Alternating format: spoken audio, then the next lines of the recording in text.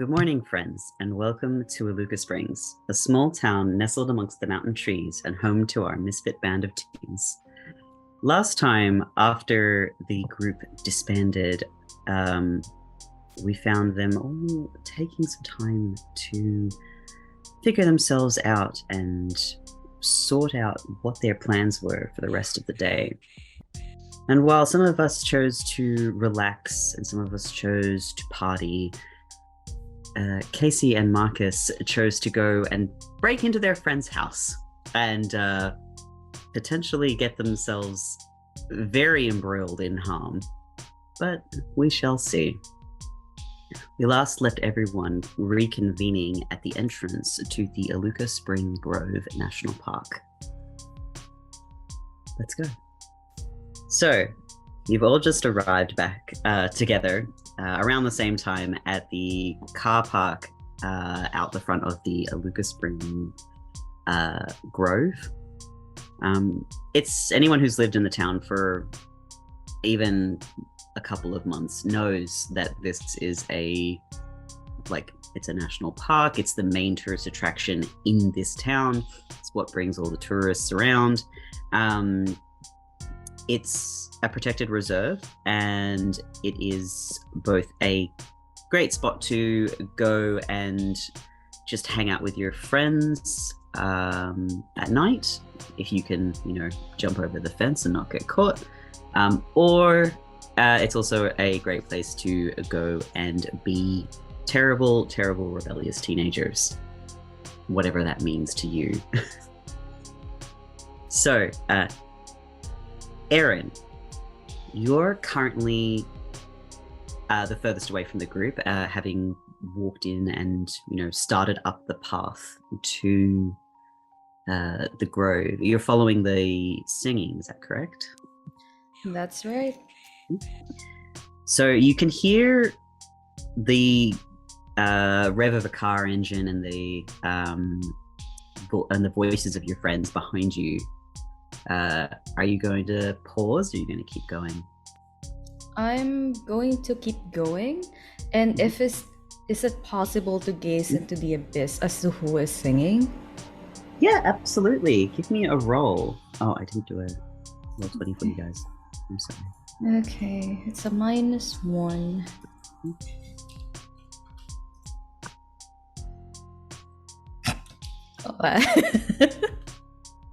That's a fail. That's a 5. Oh dear. Alrighty. So you do gaze into the abyss. You search. How are you gazing into the abyss? What are you doing in particular? Gazing into the abyss is not something that I can usually do as a mortal, but considering the fact that this day has just been incredibly sad and depressing for me, especially when my lover just rejected me, it would be more like trying to gaze into the darkness of my heart to see if I can make a connection with this thing singing. Okay. Well, you can sort of start to gaze into that darkness and connect yourself with that darkness.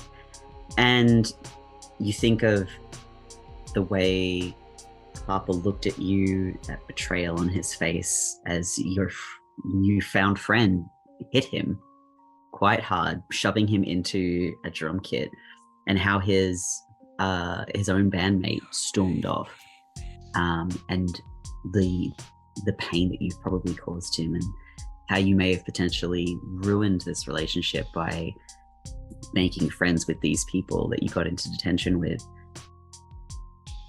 But that song is filling your mind the further you walk along the path. The deeper into the grove you go, it stops you from thinking too much about that sadness, and you can't really grasp that darkness to gaze into the abyss. all you can hear is that soft, sweet singing, and it's almost uplifting. It makes you feel connected and desired.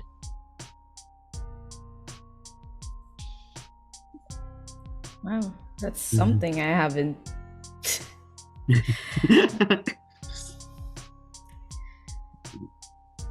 So you're gonna keep walking? Yeah, I mean it's giving me good feelings. Of course. All right. So we're gonna let you keep wandering into the grove. Now, everybody else who has just miraculously reconvened together at the entrance to the car park, you all got a text message saying that Erin was going to be here, but she's not really like. I think the only person who would have seen her actually leaving is Blair. We'll actually see her like wandering up the path, and then everybody else arrived.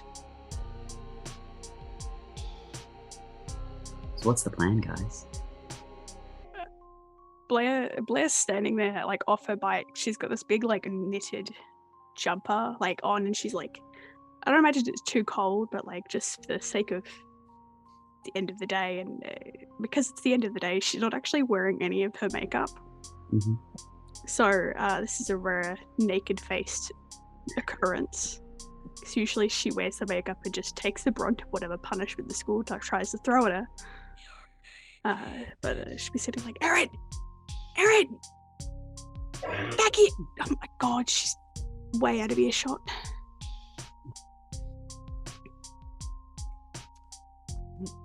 Hey, Blair. Hey, did I assume you're in the group chat text? Yeah. What are you holding there? I've got a plant. One of the plants. This plant looks very like unhealthy. It's wilted, and it looks more wilted than it did when you first picked it up, Casey. Jesus, Casey, why are you holding on to that? We've seen what they do. All right. Well, I suppose. From Alabama. No makeup. I like your face. Please don't mention it. Thanks. Got it. Cool. Hey, Velvet. How's it going? Oh, jeez. The Scooby Gang's all here. What are you all doing here? I don't know. We're here for a nice tour. Walk in the park. I don't know. What do you think? And like, Well- considering the circumstances, I figured we should. It makes sense that we do it together, right? Well, Shaggy, we all got a text from Aaron, so Who are you? Oh, Blair. Oh.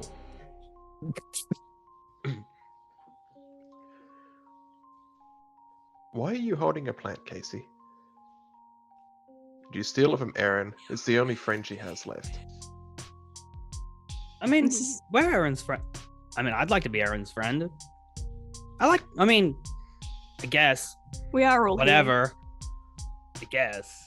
here at night. So this plant.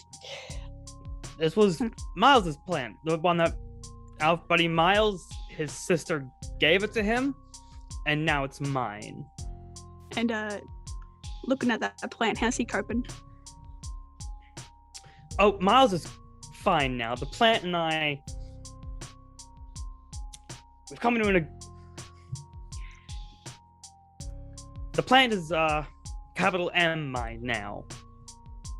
Do you want to elaborate on that? Just They got a little bit? too intimate. Sure! I'm gonna pluck one of the leaves off of the plant.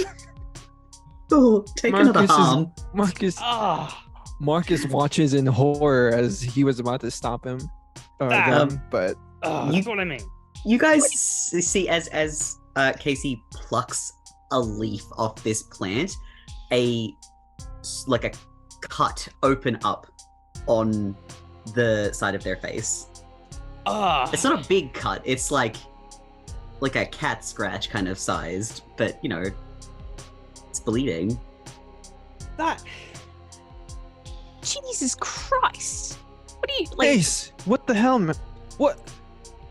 I'll walk it off. What are it's you fine. doing? We talked about this. I'll walk it off. It's fine. It'll be gone by the time we get to the top of the hill. Whatever. Maybe you shouldn't hold on to that plant. Oh, it's my plan. Oh well, yeah. Okay, sure. Now we can see what it's doing to Can you. we just leave it in a safe place? We're gonna take it into the If we woods. leave it in a safe place and then someone takes it, that means they've got my voodoo doll. Then we put a sign that says "Don't Don't take on it." touch. Oh, because that's going to stop people Exactly. from taking it. We took the plan. It wouldn't stop anyone else. Did the other one have a sign on it? No. A sign saying, Exactly. would you I actually listen to agree with Blair. Thank you, Marcus. Oh my god. You can't be. Where's Aaron? We're not putting up. I am not leaving the plant, and we are not putting up a sign saying, please do not Well- take the plant. Stop yanking leaves off your plant, then. Well, you guys can all sit here and marvel at Casey and their capital M mine plant, and we're just going to go this way and look for Aaron. Wait, did Velvet come alone? Are you with people? No, her gang is behind her. They're just standing by the car watching this go down with varying ranges of bemused and confused expressions on their face. Yeah, Marcus just furrows his brows as he says, "You brought your squad." Duh. They're like parasites attached at the hip. I don't know what you're expecting. Freaking Look, Aaron- leeches. Went that way, okay? Got it. She's not stopping for us. Did any of you geniuses bring a flashlight? I pull out my phone and I press the flashlight on. Shine it directly into Velvet's face. think Yeah, everyone no, I did. am. It's directly in Velvet's face. Oh, gee, sorry, Velvet. Damn. Oh, I can't turn it off. Oh, I sort of flick it on and off a couple of Wait, times. wait, don't. It actually makes her look better a little bit. Like the light off Light on, makes who look better? Velvet. I guess I turn it off. You're fucking mad. Radical. Does Aaron still Blair, was Aaron still carrying I her didn't see a friend? sister or a back. Okay. I mean, look, I advised her. She sent me some texts, essentially asking, you know, what did she say?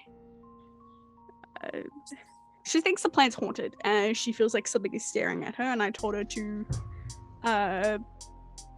put it in a salt circle and leave it, but clearly Okay. she has not done that. Just to let you guys know, that might be a little accurate. The plants are technically haunted. We found a book that talks about living spirits or whatever, and they possess plants or they reside in plants or trees and shit. Really, it's all a bunch of mumbo jumbo. I don't really believe in, but Oh, what book? Who's the author? Give me some did you bring it with you? no. What? No. Blair looks really interested at the mention of this book. All I know is that there's quote unquote spirits that reside in these things, and they might be the cause of all of this phenomenon. What do I know about this It on my own sound- esoteric level? It sounds like some stuff that you've probably read about before. You've heard of the concept that tree spirits and water spirits and stuff like that, like nymphs and dryads and stuff like that. That makes sense to you. But I mean, of course, Marcus is kind of describing it like a drunk normie would describe it, rather than someone who's actually interested in this kind of stuff. So, Where did you find the book? Don't worry about it. I am gonna worry about it. It's a book that interests me. And I want to read it. go find it yourself. I'm not. That's what I'm trying to Why do. would I? Why would I? No, I don't. I'm not gonna share that stuff with you. Who cares about this stuff anyway? You know, really. All right. It's just I'm some gonna hocus pocus bullshit. Nobody even like. I think it's a little outdated. Her eye twitches. You okay there, Blair? You got a bit of book lust? I'll Yeah, be I think- fine. Let's Is it the just lack go. of makeup causing that twitching or what? She's going to wordlessly turn the flashlight on and just start walking after Erin, Yeah, giving a young. filthy look to Marcus. Like, ooh. Yes, I heard the book's up that way, Blair. Good, go get it. I'm gonna Marcus catch up to smiles Blair. at Velvet. Marcus follows. But seriously, Marcus, like, you got the book? No, I have a photo. Cool. Eh. Can I see the photo? Yeah, sure, whatever. He kind of just pulls out his phone and, puts the image up, and he just shows it to Velvet, but doesn't let her touch the phone. Velvet would not touch the phone. Good. For probably different reasons. Can I get a idea of the title of the book based on the photo? It's just a photo of the page that describes the spirits. It's from the photo. This is handwritten. This is a handwritten book, and the pictures are like hand drawn. Crudely hand drawn? There's definitely been some artistic effort put into them. This person's probably and like looks like they might have been like an amateur like field guide illustrator. So we're not talking like Beatrix Potter levels of artistic field guide pictures, but there's definitely been a solid effort put into them. Where'd you get this picture, Marcus? Anyway, we can walk and talk. I imagine, yeah, we're like walking and talking. Yeah, you're walking into. Yeah. I'll make sure Chadwood is out front with the torch or light on his phone, whatever he's using, Yes. lighting the way.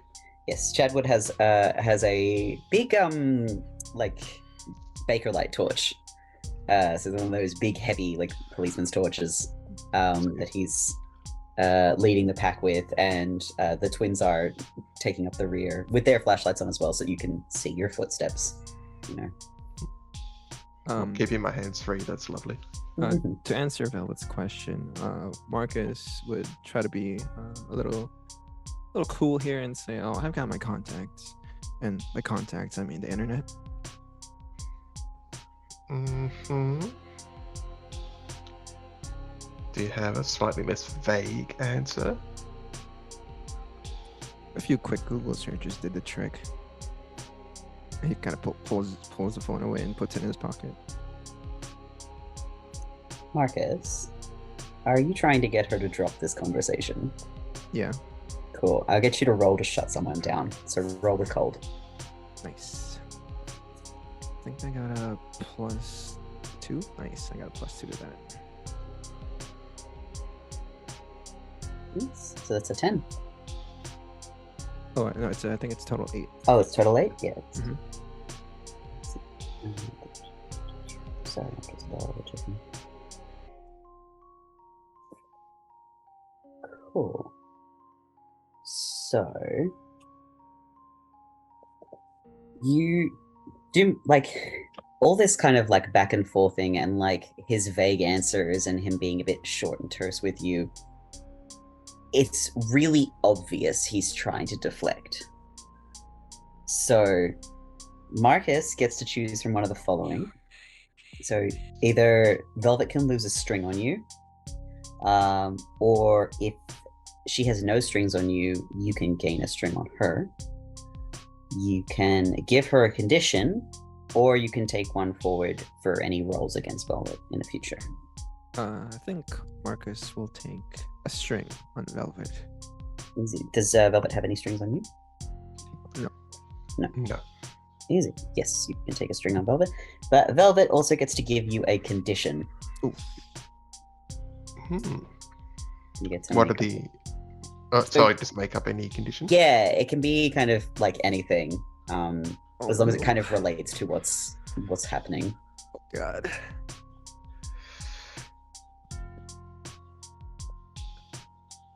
Ooh. And this would be like a negative condition, yeah? Yeah, so it could be something like cagey or I don't know. Yeah, something like that. Okay, we'll say nervous. Nervous. Easy. Cool. So the only way to get rid of conditions is to actively fix them. You have to like consciously go out of your way to alleviate them. He's got something that can alleviate the problem. That's for certain. Are you sure it's not just going to give him the noia? That's true. That could happen. It could just extrapolate the situation. All right. That's the right term. Mhm. Make it worse. Mm-hmm. All right. I'm going to leave you guys for a minute and flick on back to Erin, who is wandering up the path. You can vaguely hear people traipsing after you, but the singing isn't so much getting louder as it is surrounding you more and more. You feel it like you feel like it's closer without it sounding much louder. It's definitely clearer than it was originally in your room, but it's not all that much louder. And you wander through the pathways, and after, well, I'd say maybe 10 minutes of walking, 5-10 minutes of walking, you come across the actual grove itself. The first indication that you're coming up to it is the sound of running water. It's a faint trickling sound, and as you sort of round the corner, you can see this enormous old human pine tree. Its bark is dark and its leaves are a deep green color, and it's enormous. This is a very, very old tree, hundreds of years old.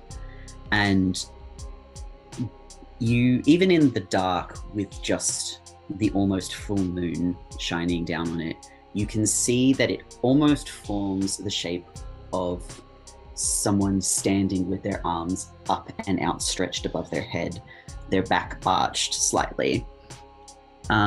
It's a rough kind of shape, but it's almost easier to see in the dark when the light isn't defining it so strongly. And there is, just off to the side at the base of this tree, there is a small spring, which is where the town gets its name.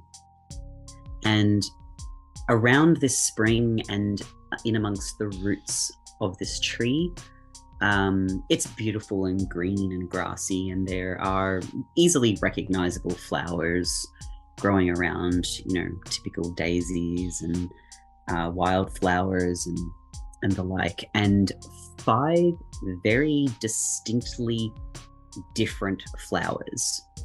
They're not all growing near each other, but they look kind of like large lilies, and they are sort of about the roots of the tree, or like a little bit closer to the actual spring itself.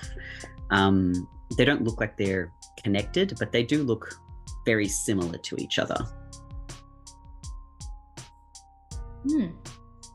Well, first of all, I'll most likely, the moment I see the tree, I would say something like, wow, that is both really pretty and really creepy for some reason, but more on the pretty side.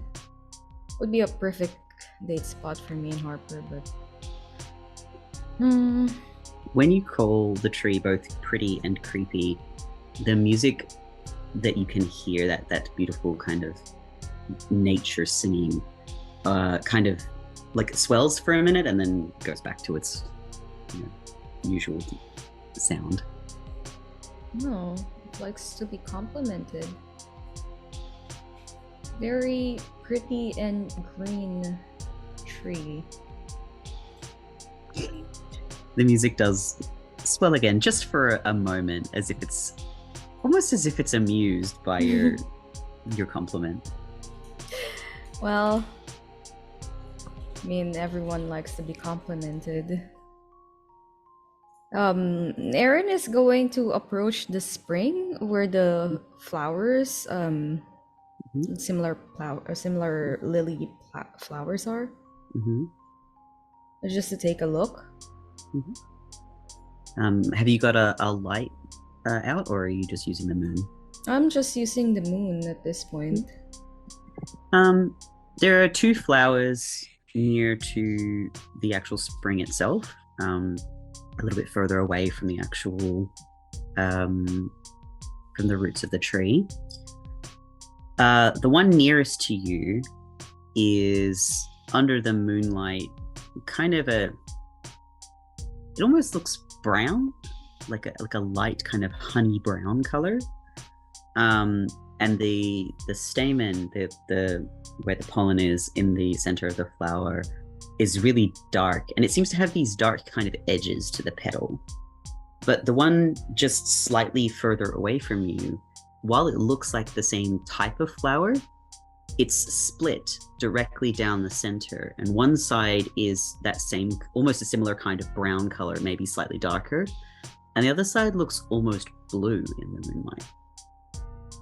So it's a single flower, but you can see like a direct, like two halves to each side of the flower. Like a hybrid. Almost, yeah. That's strange. I haven't known, well, I mean, a lot of people try to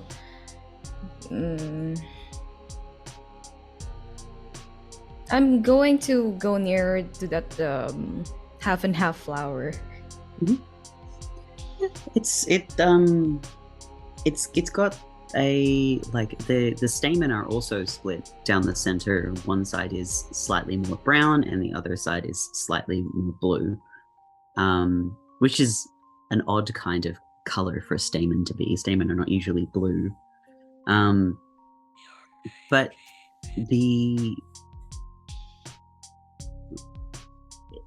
if you lean down to like smell the flower, it doesn't really seem to have a scent. Like, it almost smells like the grove, like it's like a concentrated scent of the grove itself. Maybe it's all part of the tree itself.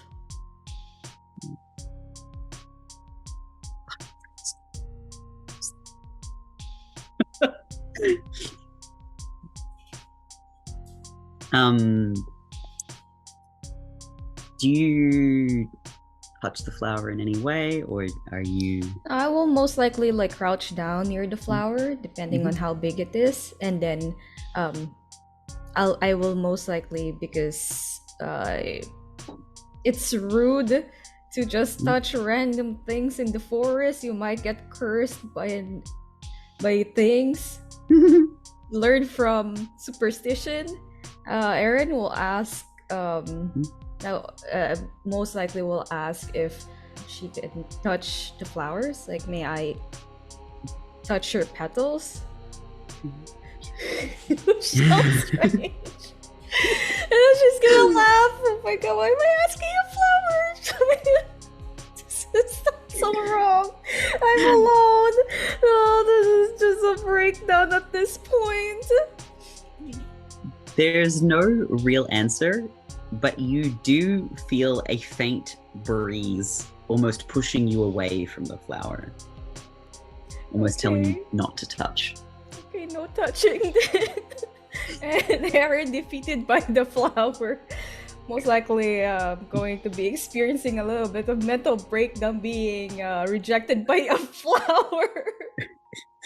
We'll move away towards the waters. All right. We will leave Erin with her mental breakdown at being rejected by a flower and move back to the main group.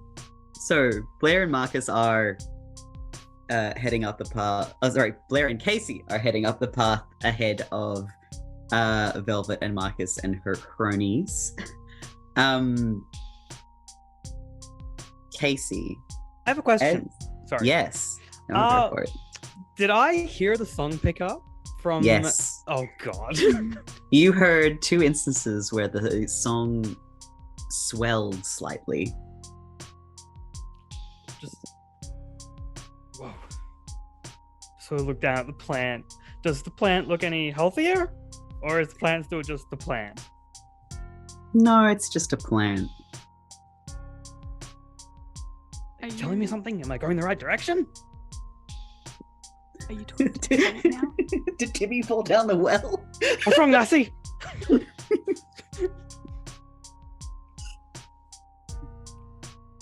I think it spoke to me. Case, are you talking to the plant? I didn't think you were It here. was singing to Marcus. you. Oh, aren't we together? Yeah, they're not far behind you. There may be like a handful of steps. I wasn't sure. Oh, I mean, normally it's just singing, but nope, that was. Singing? Details? I mean, Marcus heard it more than I did. I mean, until now. Singing. yeah, there was like this melodic humming coming from Miles earlier. It's very faint for you now, Marcus. Like you can still kind of hear it, but it sounds like it's very, very far away. And what does it sound like? Just, alluring, dangerous? What's the atmosphere it's setting for you? It's just a mindless melodic humming. There's no chorus, there's no set rhythm to it, it's just present. Mindless and yet sweet, I guess.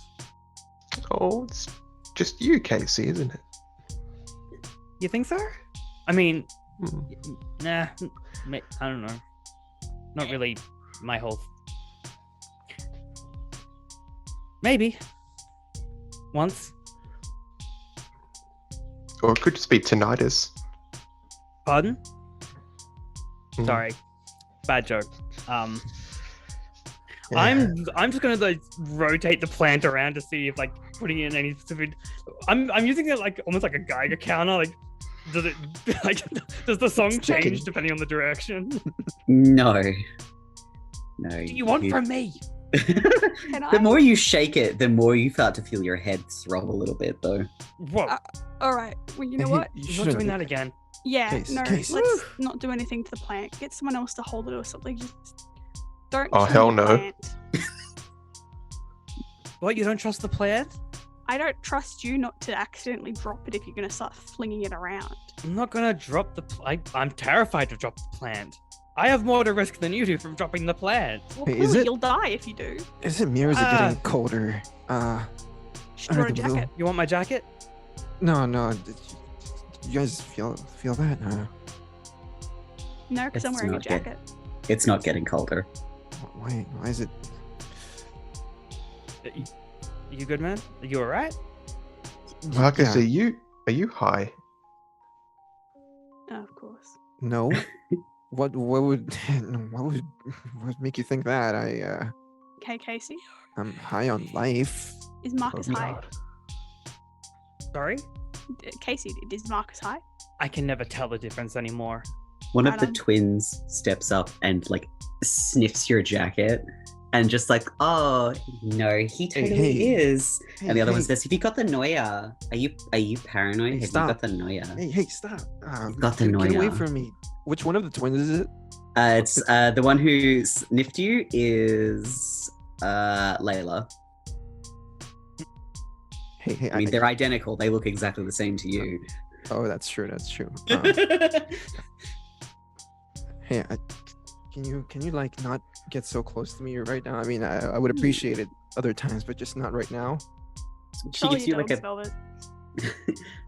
Layla gives you like a pathetic kind of like oh kind of face, you know, with a little pout and of sympathy, and then she steps away. Marcus kind of keeps walking forward, like quicker this time, kind of overtaking Velvet, and like walking up next to Case. You alright, man? Yeah, it just got really, I don't know. It's got this really weird chill. My fingers are really fingery. You're not feverish, right? Like you're not coming down. No. No, I didn't What? touch no plant. No. What did you take, Marcus? Keep Not the that plant kind away of from coming. me. Why? Was the trip a bad trip or what? I was gonna say coming down with plant ill. Well, Well, I mean, I am kind of plant ill if you. Marcus. I mean, good one, but Marcus. Look, it's yeah. Okay. Well, let's just go. just gonna keep walking. Yeah, Marcus just keeps walking forward. This time, not trying to talk to like face Blair, Case, or Velvet. A solid 2/3 of my attention is still on the plant in front of me. Just like, what did you want from me? As you guys keep walking, you do eventually, after about 5 to 10 minutes of walking, round the same corner and come upon the actual grove.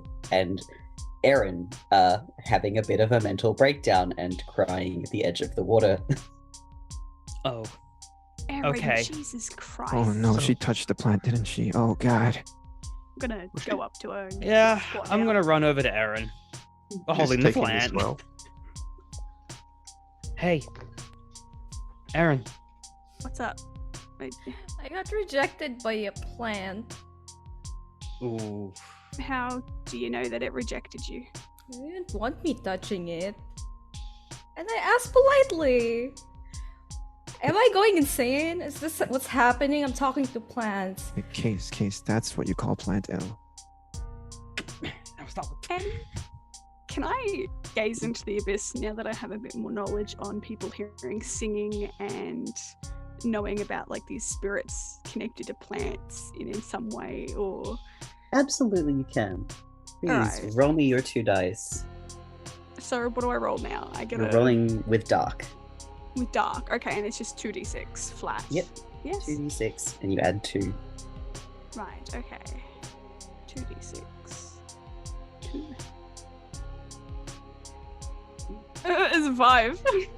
God, you guys are all terrible at gazing into the abyss. I'm just putting it out there. So what happens when I fail again? You mark experience. Sweet. And you get nothing. You try to listen. You know, you touch your pendant like you normally do, and you hear nothing. You feel nothing. You almost feel disconnected for a moment. Like you can't even reach out to that usual magic that you can feel within yourself. Like you're being blocked somehow.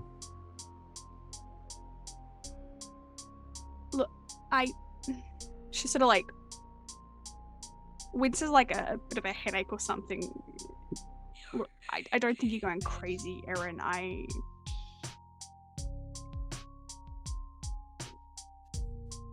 Casey's now got a plant too, and it's don't pull another leaf off to show. Just Yeah, and Aaron notices like Casey holding. How are you holding the plant?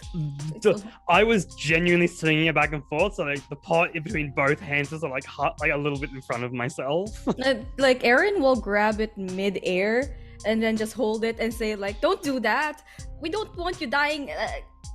And stop. You're holding my soul right now. Can you be a little more careful? geez, everyone's just swapping plants today. Yeah, it seems to be. Guys, this is how you catch STDs. Stop touching each other's plants. Marcus, shut up. Just staring down at the plant. Sober up, Marcus. It's not the time. How did you have or gain a plant? Are you connected to the plant like the librarian is? Yes. Miles, our boy, our friend Miles had it, and he was getting sick and messed up. So the planet, it's hard to explain. It's hard to explain how, and you'll all think I'm insane. But now the plant is on me, and Miles is going to be fine. Humor me. Now the plant is on me, and Miles is going to be fine. No, I mean that's the part that you thought we would call you crazy for. Humor me. So, okay. Okay. So, I don't know how to break this, but something really weird happened to me a while back. I died. Case. Aaron just has like this really wide-eyed look. I'll just look down at Aaron, just sort of like give it a shrug and yes, you were right. Yes, I did. I did. When I lost my parents, I was in the car too, and I didn't exactly walk away. I was pronounced dead at the scene, but I got better. And I figured, like, that was weird, right? But Marcus can kind of corroborate that since then I've sort of been able to just walk things off, I guess you can word it. So I figured better me than Miles, I guess. I'll be fine. Are you Maybe. sure? Maybe. You're gonna attempt it a second time? I believe you, by the way. Like, I'm just putting that out there. I believe you, but like, are you gonna attempt it a second time? This would not be the second time, but sure. Oh, well, there you go. Okay. Fair Do enough. you need a hug? I would love a hug because I'm Here, still scared of Pass dying. me the plant. You can hug it out. Aaron No, gingerly. don't touch the plant. Don't touch the damn plant. To Blair. I put the hold a hand out for the. How big is it? Can I hold it? Just It's flat probably with like my that. hand? That's It's big, right? like yeah, like you could hold it in your like the base of the pot in your palm. Oh, kind of it's thing. oh my god! It's been in the pot this entire time. I thought it was just some soil, you know. No. Like you guys You're took just cupping some you soil in took the Miles' plant. plant like in the pot. Like you just took the whole pot. Okay, Oh okay. yeah, I'll take it with both hands and just hold it while I hug it out. Yeah, like Aaron will hug out Casey, like Give it a comforting hug. big hug, and I'll just sort of just say quietly so that Aaron can hear and just, I'm sorry that I scared you, and I wasn't exactly the best. I know you're scared of me, and I'm sorry that was kind of your introduction to our little town. I'm sorry. No, it's totally okay. I totally forgive you, and I'm gonna use sympathy is my weapon, Absolutely. excusing Casey's base nature because that's how they are, and they can't change that. I'll accept that. So, are we good? Yeah, Are we friends? yeah. I mean, if you want to be. Yeah, I'd like to be. I'd like to be. We're all caught up in this chaos together, and your life isn't. So I have one question. Like, do you Yeah. eat people like a zombie, or do you No, like no, suck blood? no. Do you No. like? No, I'm living, breathing. So As you she says that, Velvet just side eyes the twins. The twins are standing very close, and Calissa leans in and says, "Is this like you and your like group like connection thing?" And as you're talking with the twins, Chadwood actually steps away and sits down at the roots of the tree. Like, he's very clearly been here a bunch of times. You all have, like, just to hang out or, drink or make out or whatever. So he just sits down and he's just watching this unfold. I suppose we're all in this together. We're like some sort of fucked up breakfast club. Can I have the plant back? I mean, it's Casey's plant, but if Casey, you find Casey will probably just throw it if they're like immortal and just keeps dying and resurrecting after. I mean, they already did that, and with my free hand, sort of like with my like thumb and forefinger, like take Casey's chin and just turn head very, very gently to show the cat scratch. There's a lot of touching happening today. Oh, sorry. And yeah, I pulled a Hold leaf plant out. off. I pulled a leaf off, and I'll just gesture to the cut on my cheek. Why would you do that? I don't know. Point. I don't know. It felt like the shortest way to give the full explanation at the time. I don't really think about that stuff anymore, I guess. You should. You just hold the plant out and wait for whoever takes it. I'll There's gesture- two plants here because Erin was still holding her plant. No. I I left my plant in the. Oh, you left your plant at house. home. At home with the salt circle. Nice one. That's right. No, wait. I will gesture to Erin if she wants to take the plant, and I am the plant babysitter, I guess. so Alright. look after that so that I don't cark it, I guess. I got a question. How close are we to this tree, the big, beautiful tree? You're standing relatively close to it. Like it is very large, and you can go, as demonstrated by Chad, would go right up to it and sit on its roots and stuff like that. Can we still hear the humming? Like now that we're in close proximity. Everyone can actually hear it now. For Blair, it sounds like somebody's playing it on a radio in the next room. Marcus can hear it relatively well. And for Velvet, it sounds a little bit distant, but you can still just make it out. Marcus will follow the singing up to the tree. Definitely sounds loudest at the tree. And as he gets to the brood, he listens intently, trying to figure out what they're saying as he looks into the abyss. Roll it for me. Or gaze into the abyss. Mm-hmm. It's Nice. dark, right? Yes. That's a bit dark. Yeah. Oh, nice. Nice. 8. Excellent. So, as you gaze into the abyss, you lay your hand upon the tree, and you may ask me a question. What is the question you are asking the abyss? I think, given the situation, why he was listening to it, he's trying to figure out what the song is for. What's it about? Okay. So, as you lay your hand upon the tree, you feel a rush of life, of energy, and it's very overwhelming, and you feel it feels contented, it feels happy. It is a song of joy, but it is also, you get the sense that it is a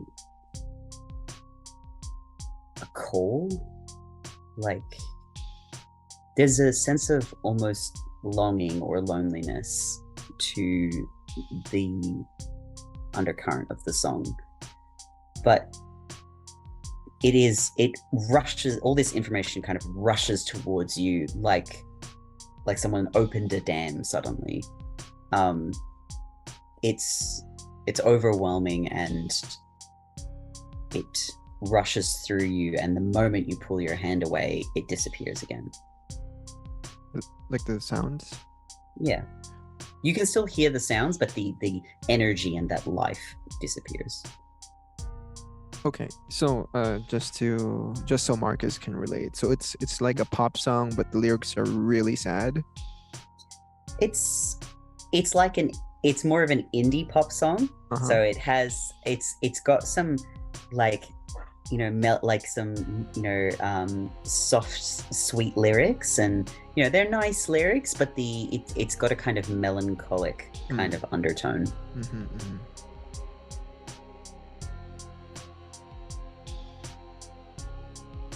I think as Marcus kind of pulls his hand back, he doesn't even realize he touched the plant, and he just being overwhelmed by all of the sensations of the music. He just kind of looks at the tree and then looks at his hand, and he's like, "Damn, that was deep." And he kind of just turns to Casey, kind of a little more nervous and scared. What did you see? Hear? Smell? What's up? Lots of Florence and the Machine vibes coming off of that one. Huh? What happened? Are you and the tree now No, we didn't now? link up. No, I whatever Cool. linking up is, like you did. I don't know. I just felt this surge of music, and I was literally just trying to figure out what the music was about until I touched it, and then it hit me. It's like think of it like an indie, like an actually good and indie pop band, and he kind of looks at Aaron in this moment, like an actual good one that had like meaningful lyrics, and it's happy but also kind of lonely. It's almost like it's calling for its friends, or trying to make friends. I Trying can to hear make- it too. Now, anyway. I Who- mean, who can't hear it? The twins both raise their hand, and Chadwick raises his hand. But the rest of you, all of you? It's like it's on a radio in another room. It's pretty far off for me, but yeah. How loud is it for me? It sounds like it's not loud, it's very clear, and it's all around you. Same as it is for Aaron. I mean, it's pretty clear for me. It liked it. I mean, the plants like it when I complimented them. So I guess they're really just lonely. Oh, that's what did the... Yeah. Mine, yeah, no. Mine felt it. I mean, if it's lonely, logic would dictate that these clippings have It's all the been same. taken- It's all the same plant. It's the same plant, so it's not Yeah, it's the seeking same. its parts. Can Maybe we it's see trying to it? spread itself all over the place. Its cuttings are making connections. The more cuttings, the more connections. If each cutting can make a connection, that implies the tree can make a connection too. Connections are killing them, though. Only... Oh, son of a bitch. How healthy is the tree itself? The tree looks fantastic. It's fine. It's a strong and healthy pine.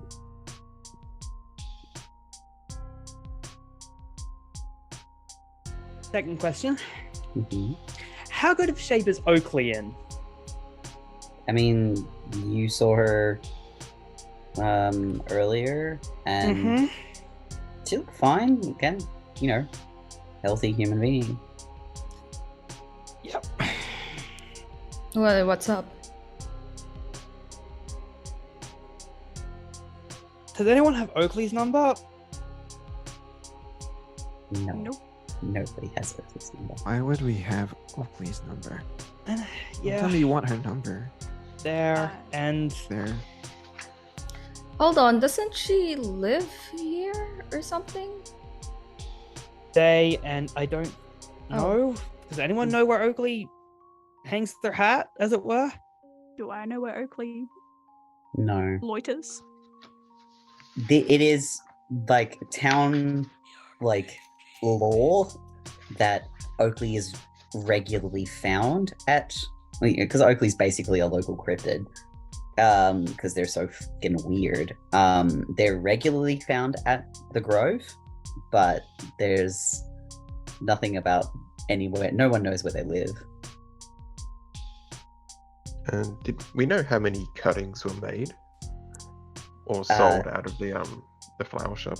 At Like- this stage, there was the one Miles had, the one Lou had, the one that Aaron now has, and that's it. There's also the one that Moss keeps on his counter. That's kind of like his.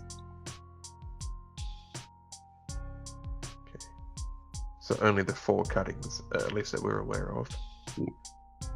It was implied that Moss had more. That he had a few more. Okay. Can we? Are there any signs on the tree of where branches or pieces have been cut off? No, actually, it doesn't look like there's been any cuttings taken.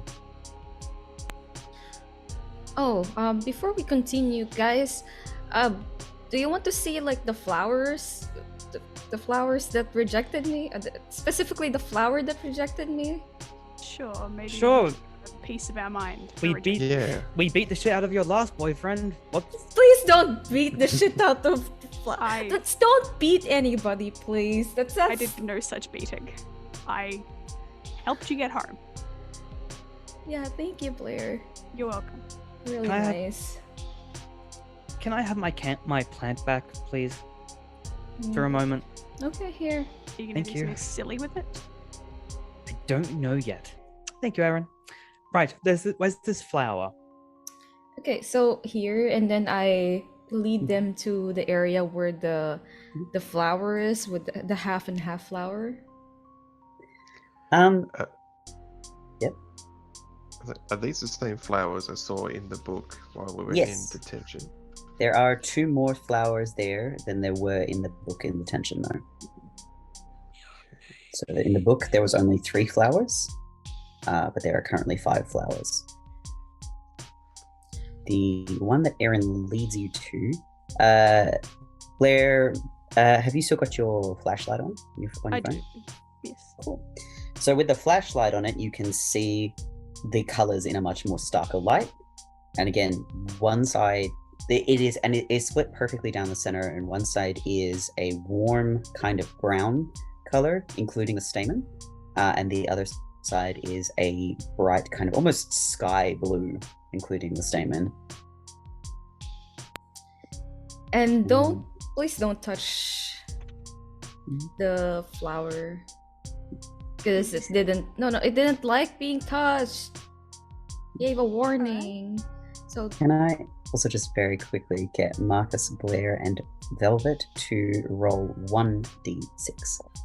That's ominous. Mhm. But okay. How will you do this? Because No bonuses? no bonuses, just 1d6. I got a 6. 6. Six, Nice. And Velvet? That is a 3 for Velvet. Excellent. Cool. These conditions, Marcus.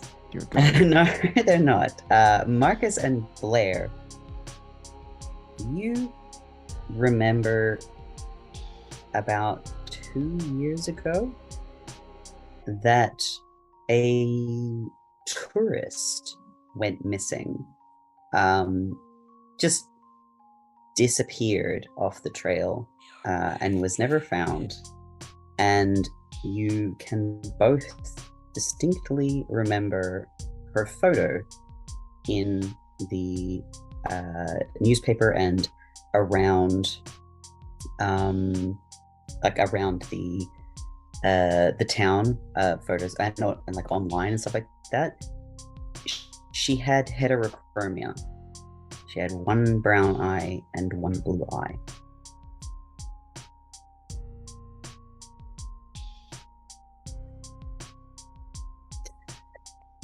A abject look of horror comes across Blair's face. Wait, what color are the flowers? So one of the flowers is split in half. It is brown on one side and blue on the other. The other flower that's nearby it is a light kind of honey brown with dark stamen and like dark edges to the petals. And if you shine your light over at the tree, over at the flowers that are closer to the tree's roots, one of them is like a kind of like rich, like royal blue color with yellow and gold stamen. And the last one, sorry, there's two more. I was like, wait, hang on, I've lost one. One of them is like a greeny brown color. It's like almost like a hazel kind of color. And the last one is gray blue, and it has very dark blue-gray stamen. What color were the librarian's eyes? Her eyes are brown, I believe. Hold on, let me check her photo.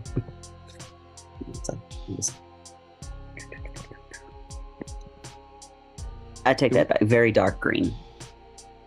And is one of the flowers that are around here very dark green? Nope. No, just the one? Okay.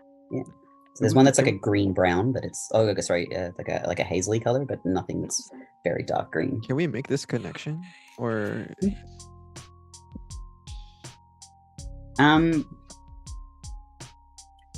At this stage, you probably don't have enough pieces to make a full connection, but you can make the connection of, one of those flowers looks like it has the same colors as the tourist that went missing. Like that's about all you got. Yeah, that's what I was referring to, like the heterochromia. Yeah. No, that you can kind of infer. It's a weird inference, but your life is anything but normal. Yeah, I wouldn't touch those flowers, and I would get rid of those plants as fast as possible. Hey, why is this plant, this flower's color is split perfectly in half?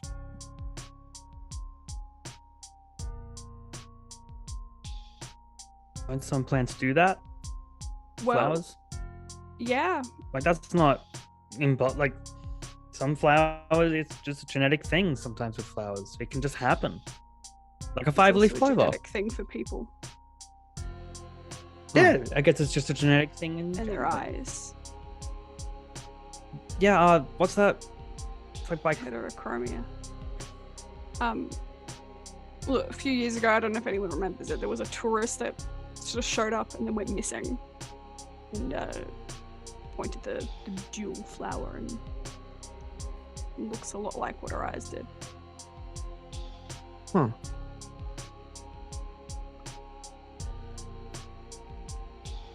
I don't think we should be here now. I think we need to regroup tomorrow. Blair, are you implying that the missing tourist has turned into a flower? I never said such a thing. we all turn into flowers eventually. Except for you, I guess, but Nothing lives forever. Let's find out. look, just That was an attempt to shut down the Excellent. the worries me, I'm dead. Okay, cool. Roll for it. You roll with cold. Cold.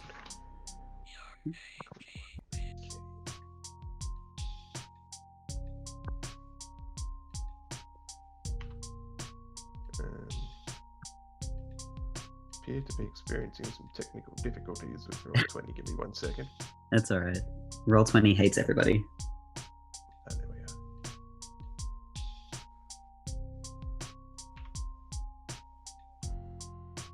That is an 11. Oh shit! Solid. Cool. So you get to pick one from the from the list as well. So either Casey can lose a string on you, or if Casey has no strings on you, you can gain a string on Casey. You can give them a condition, or you can take one forward to rolls against Casey.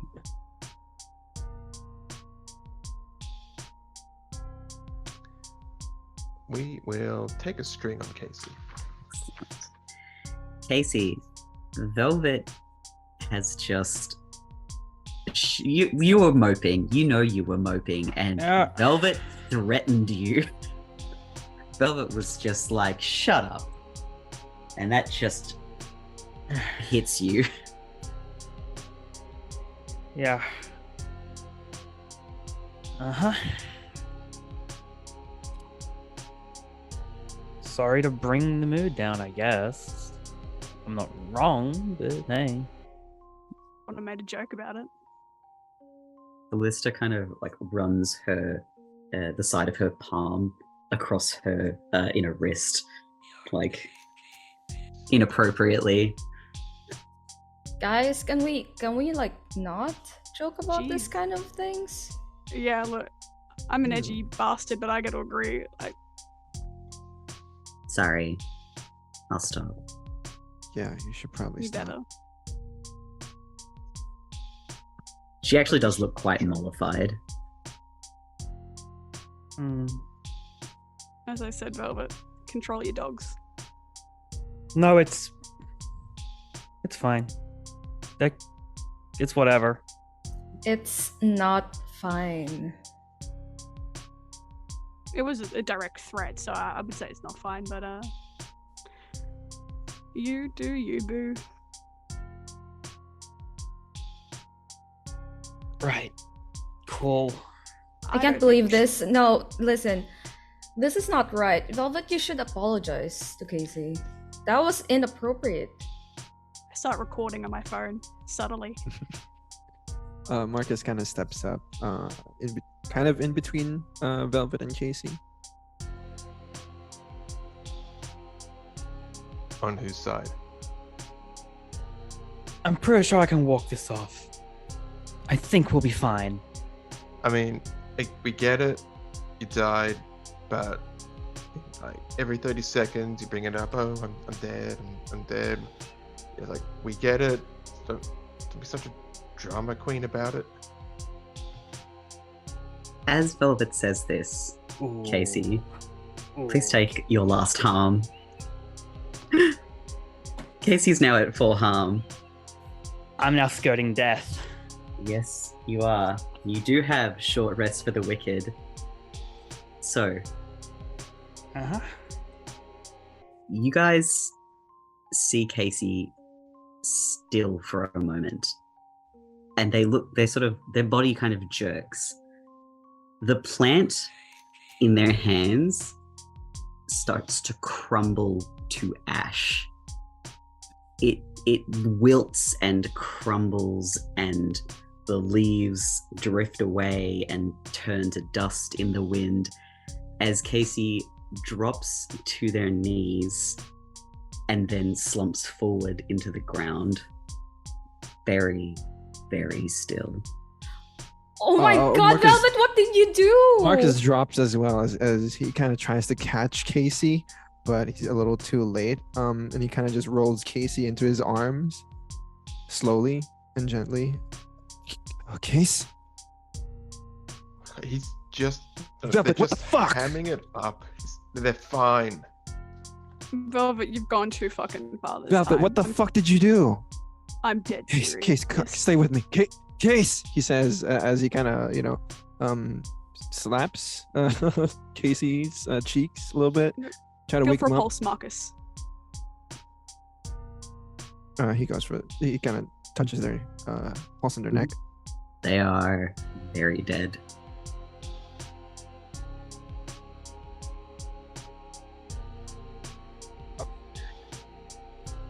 The twins sort of flank Velvet a little bit at this point, and like she didn't actually hit them. Like, it's not like she actually did anything. You can't kill people with words. That you know Oh. of. Oh, plenty Belle, can be did done you- with words. Sorry, Belle, did you actually, like, suddenly develop more, like, weird magic powers? Like, I get the hive mind thing, but, like, did you seriously just, like, suddenly develop the ability to kill people with your mind? That doesn't sound like something you would do. I don't know. Let's find out. And she just stares at Blair. I'm gonna stare back because I was actually going to do something as well. Go for it. Oh god, this is not what I. Can I escape this situation? Is there a role to escape the situation? I don't want to be here. I don't want to be surrounded by these people. You can roll to run away. What role Volatile. is that? Volatile. Okay.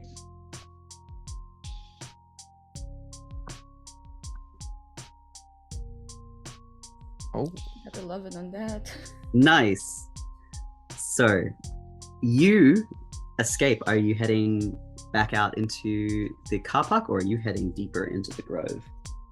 I am most likely heading deeper into the grove. This mystery is still not done.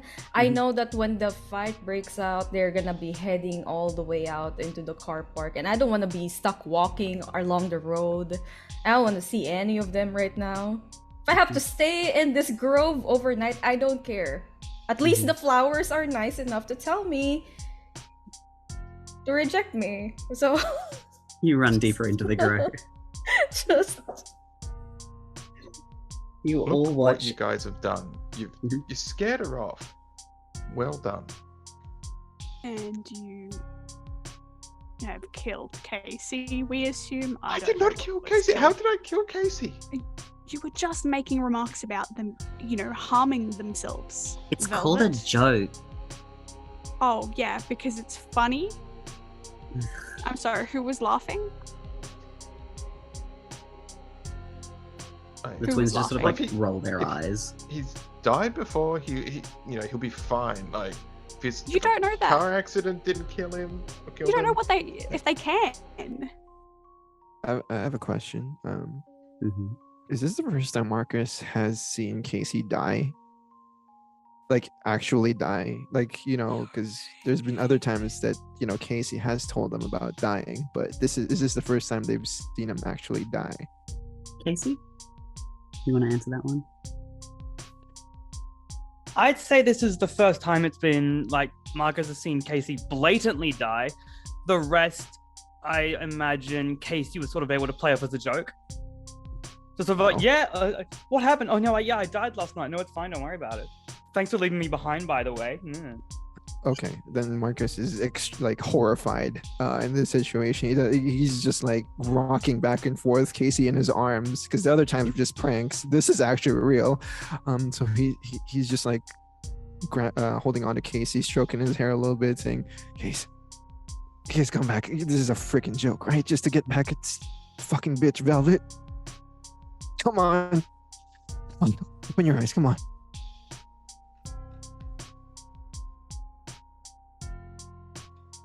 Just Like, does he need to sleep in a box full of his own earth, or like, how does this work? A vampire. They're not a vampire. Are you I kidding don't know me? what he is. I don't know how this works. Well, Can't you just like give him a res or something?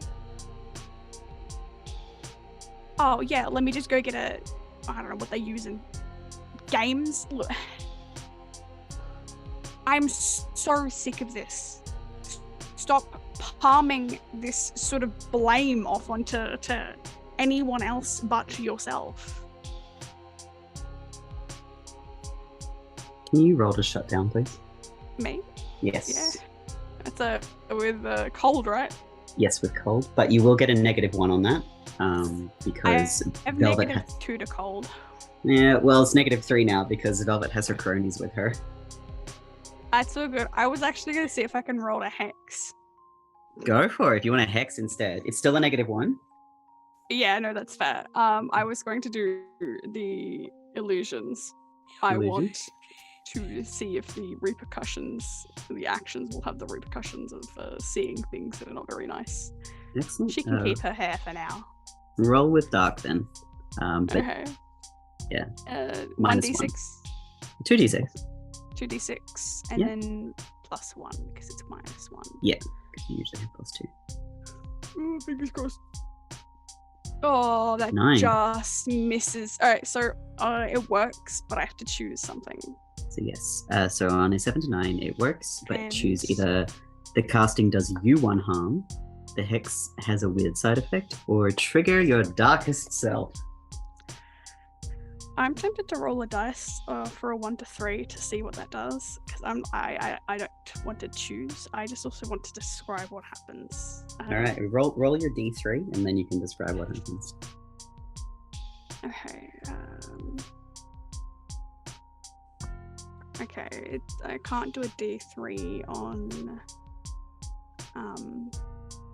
Roll a d4, and And that's one. if it's a 4, then I get to pick. Okay. 2. Excellent. So that is the hex has a weird side effect. Alright. Describe your illusion. I don't get to choose what the illusion looks like, but I will say what you see Mhm. Blair do. She's making eye contact this entire time, and on the note of being sick of your actions being palmed off to others, she's going to start muttering and speaking to herself in some sort of obscure tongues.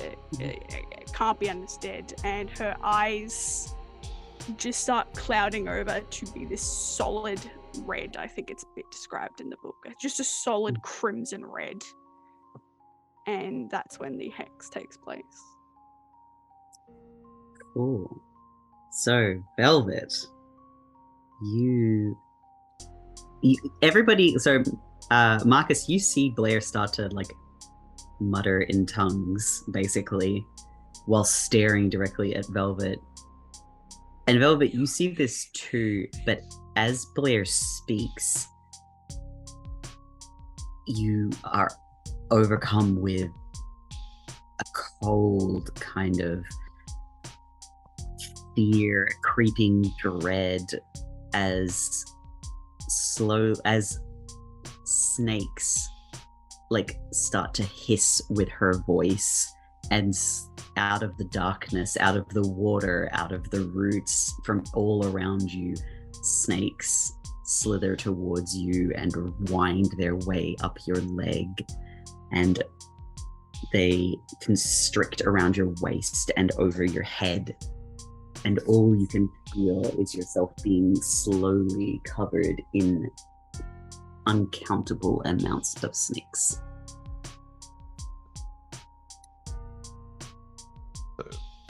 Velvet will run screaming directly for the water. and just Dive hurl in. herself in the belief that snakes don't like water, true or not. Amazing. I'm a bit nervous to ask what the weird side effect is. The weird side effect. Doesn't specify whose it's on. I hope it isn't Velvet becomes water soluble. Give me 1 moment.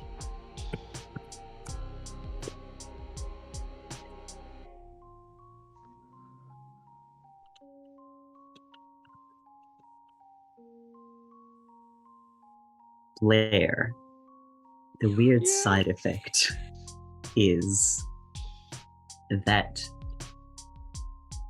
you can feel the snakes. Like you can never see your own illusions, but this time you can feel them. You can feel the way that Velvet feels them. And as she throws herself into the water, they don't dissipate. They linger. They might not be wrapped around you as tightly anymore, but they're definitely still there. Marcus, Velvet just ran screaming into the water like a nut job. Marcus is focused on trying to bring Casey back, but as they try their best to bring them back, nothing is really happening, I imagine. And he's kind of has this hopelessness, sense of hopelessness in his mind right now as he kind of looks towards Blair. He looks for Aaron because he didn't realize Aaron ran off. He looks towards the cronies, and then he looks towards the tree. Does it seem like the greenery around us, the shrubbery and all that, have they been affected by all this commotion at all? Not particularly. You can't. They don't appear to be withering or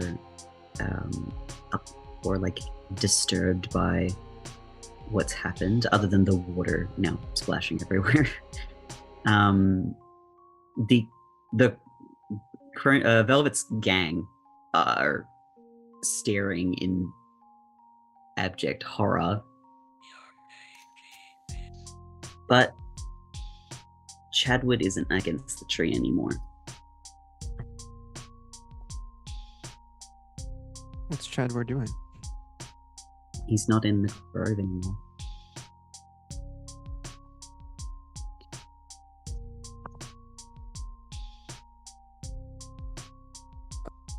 He looks torch towards still there. Sorry. Oh, go ahead. Sorry. I was just going to ask if his torch was still there where he last was. Yes, his torch is still laying on the tree roots where he last was. Is he up in the tree by any chance? I'm gonna leave you guys for a minute before I answer that question, and follow Aaron for a minute. I'll let you guys dwell on that. Enjoy.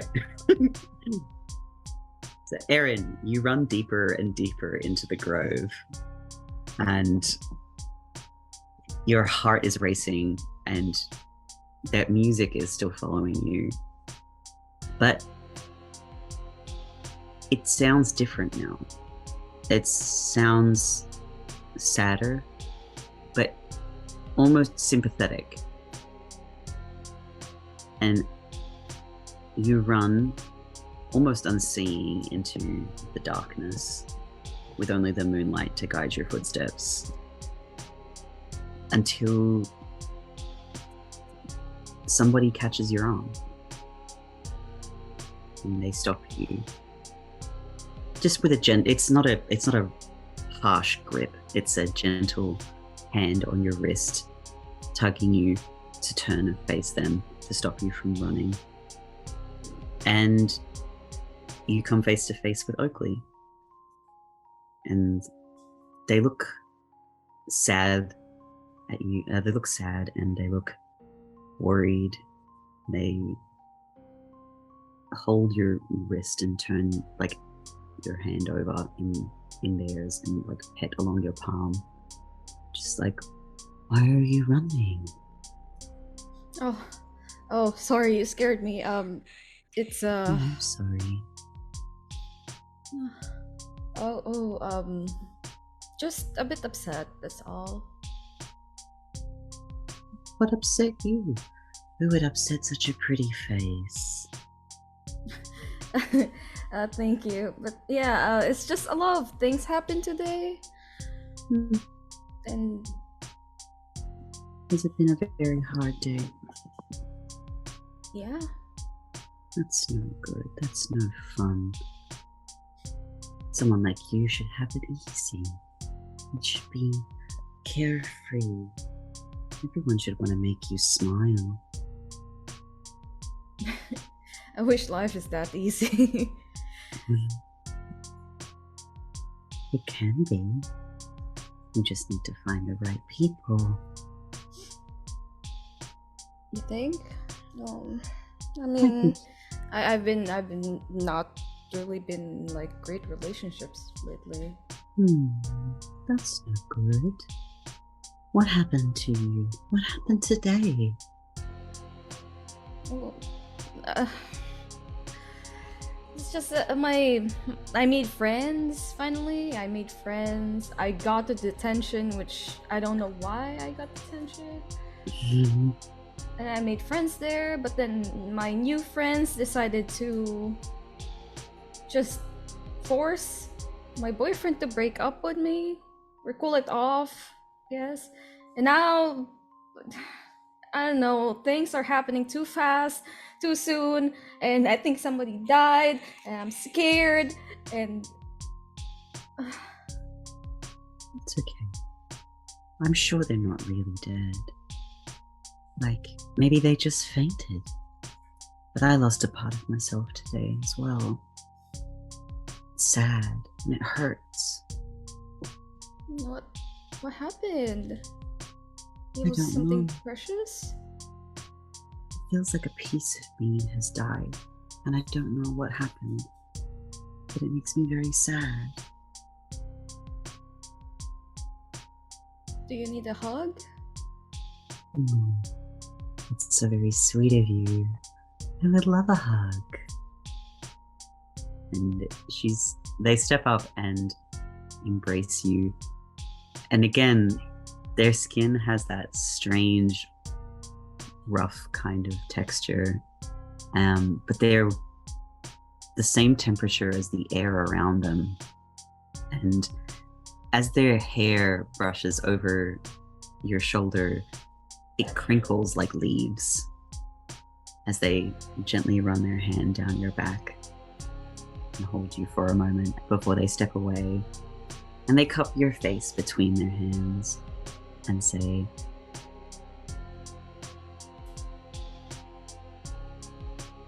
"Is death really so frightening that it makes you flee?"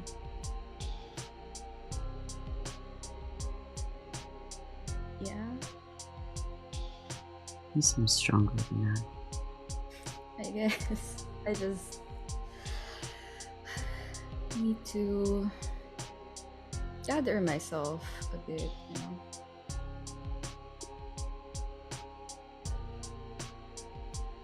You're very strong, I sense, and very clever. Shall we go back to your friends? Yeah. I didn't catch your name, by the way. It's ugly. Oakley. Yeah.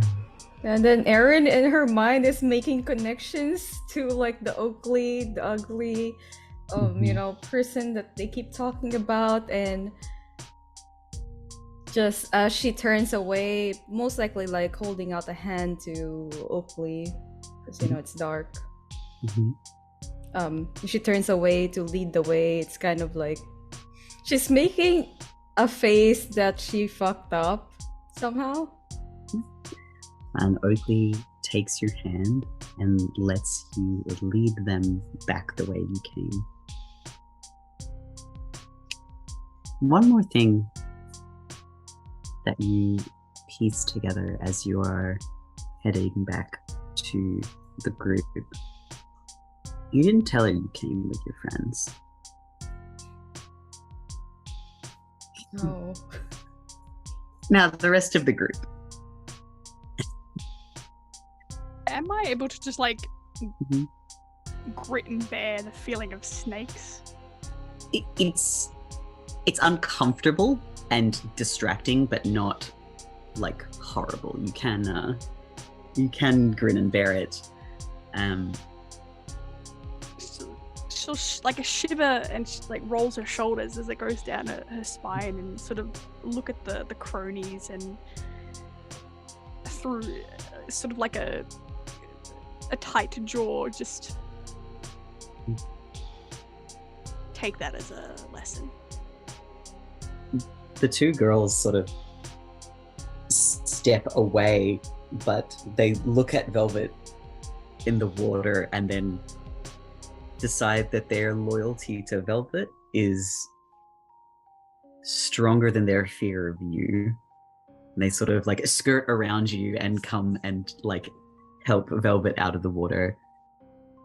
I'm gonna. As the twins lay hands on you, some of the snakes do dissipate, but you are very aware that they could be around any corner.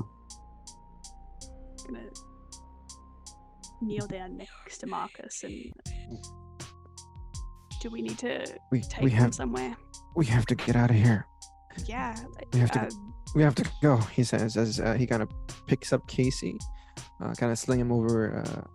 Actually, he can't sling him over the shoulder, so he'll just do like a piggyback ride.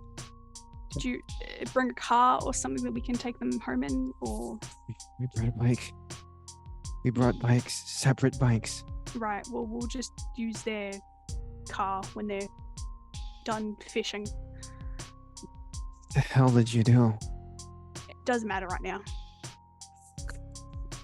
You're Look, pretty we'll talk about rich this if later. you think that Chadwood is going to give you guys a lift after what you just did to Velvet. I got it a Whatever cloth. freaky weird shit you just did. Oh, don't pretend I didn't hear your slip of the tongue. Velvet developing new powers?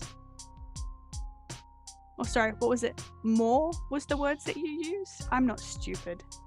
They both look very guilty. You'll be giving us that ride. Where is the brickhead? Where's Chadwood? And the girls start looking around. Layla's sort of looking for Chadwood as Callista sort of brushes her hands through Velvet's hair. Velvet will go over to the torch where Chadwood was sitting. Mm-hmm. Is there anything remarkable, like disturbed ground, pools of blood, or just the... Do you shine the torch around? Yeah. In particularly around and up as well. Mhm. Just There's nothing in the actual tree itself, but you shine the torch around, and there is a small patch on the bark of the tree now that is kind of shiny. Looks wet almost. I'll focus the torch on it. It's maybe the size of a hand, and it's it looks a little bit wet, even with the light of the torch, because the bark is of the human pine is so dark. It doesn't really have a color to it.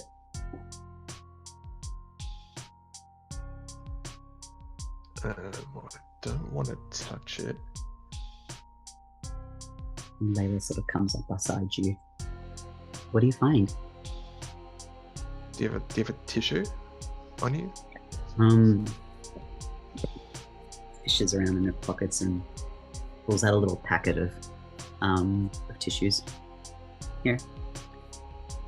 I'll press the tissue against the shiny liquid spot. Comes away red. Is it just that one spot where the liquid is, or is there more of it? I guess I'm looking for like a trail of it. It seems to be just that one spot, but it's almost looked like it's coming from the bark itself, like sap, but Okay. red. Chadwood? There's I'll check nothing. the ground for are there any footprints? He may have walked off. There's a kind of flat bit of grass where he was sitting, but other than that, no. I'm gonna back away from the tree and kind of usher the twins back with me. We are not standing near this thing. Mm-hmm. As Yeah, you go. No, go ahead. Okay. Go. As you back away, Aaron and Oakley return to the grove. Aaron leading Oakley by the hand. Erin has been keeping up small talks, by the way, this whole time because Yep. she's nervous. So it's Mhm. most likely asking like things about like, oh, do you like the trees? Is that why they named you Oakley? Is that like? They smile and they're very happy to answer your questions. They do kind of speak a little bit in vagueness and riddles, but it's you get the idea that it's kind of because they're an airhead. But they laugh and it's like, oh, I chose the name Oakley. It just seemed like a nice name, even though it's probably not the most suitable name. No, why not suitable? Oh, reasons. Oh, I understand that. Like my parents named me Erin. I wish they named me something else. Aaron's such a beautiful name. It suits you so well. And they step into the grove with everyone and cast eyes upon the group and look down at Casey's dead body and frown. Though you get the sense that their eyes drift off Casey and to the ruinations of the potted plant that they were carrying. And they look back at Marcus and Casey and frown. What happened? Guys, I brought back Oakley. Didn't see that. Oh, hello, Oakley. The plant, it You killed it. I'm sorry, They, what? They killed it. Who killed it? And they step forward and up to Marcus and reach out and like brushed the backs of their fingers down Casey's cheek and just, they killed it. But they said they had enough touching for today, so back up a bit. They turn their gaze to Blair, and there's a kind of darkness that's falling in around them, like that airy, bright persona that they have seems to be melting away, and they look almost angry, but it's a cold anger. They look at Blair and then look back to Casey and Marcus. What happened? They didn't kill the plant. Yes, they did. No, they what? If they looked after it, then it would still be here. Maybe they would too. It was already dying when we found it. It turned to ash. It wasn't anyone's. Well, I can see that. Look, what do you know about these plants? They glare at Marcus. And then just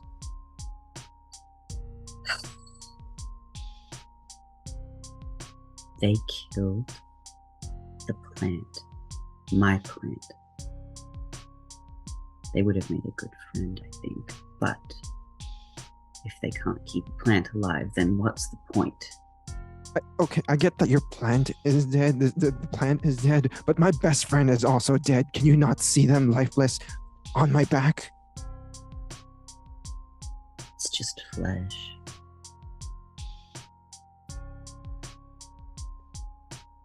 A billion thoughts run through Marcus's mind. His mouth is just agape. He doesn't know how to feel exactly at this moment towards this person that just called Casey's lifeless body just flesh. where's Chadwood Oakley? Who? Did you see them coming up from back there? Who is Chadwick? tall, kind of stupid expression on his face.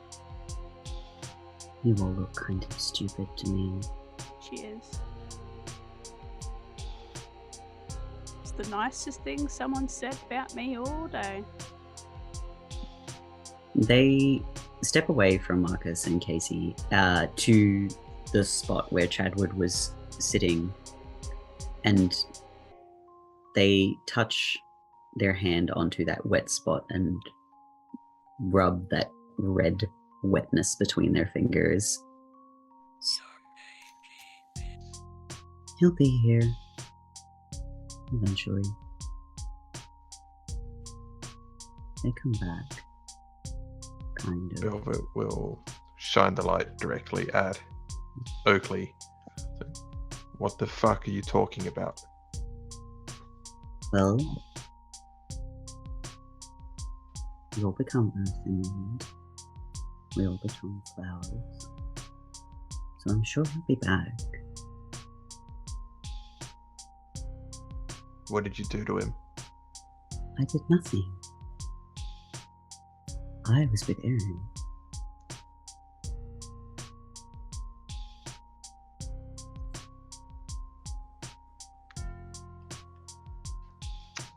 Can I gaze into the abyss to see Go for it. if she's full of it? And in this instance, Mm-hmm. to kind of get in the zone, Mm-hmm. Velvet will be playing back the events that led to her current condition and Okay. the confidence and power that came from that. Alright. Roll me your 2d6. With dark.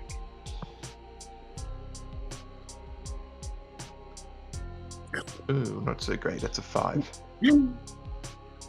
Again, you feel that rush.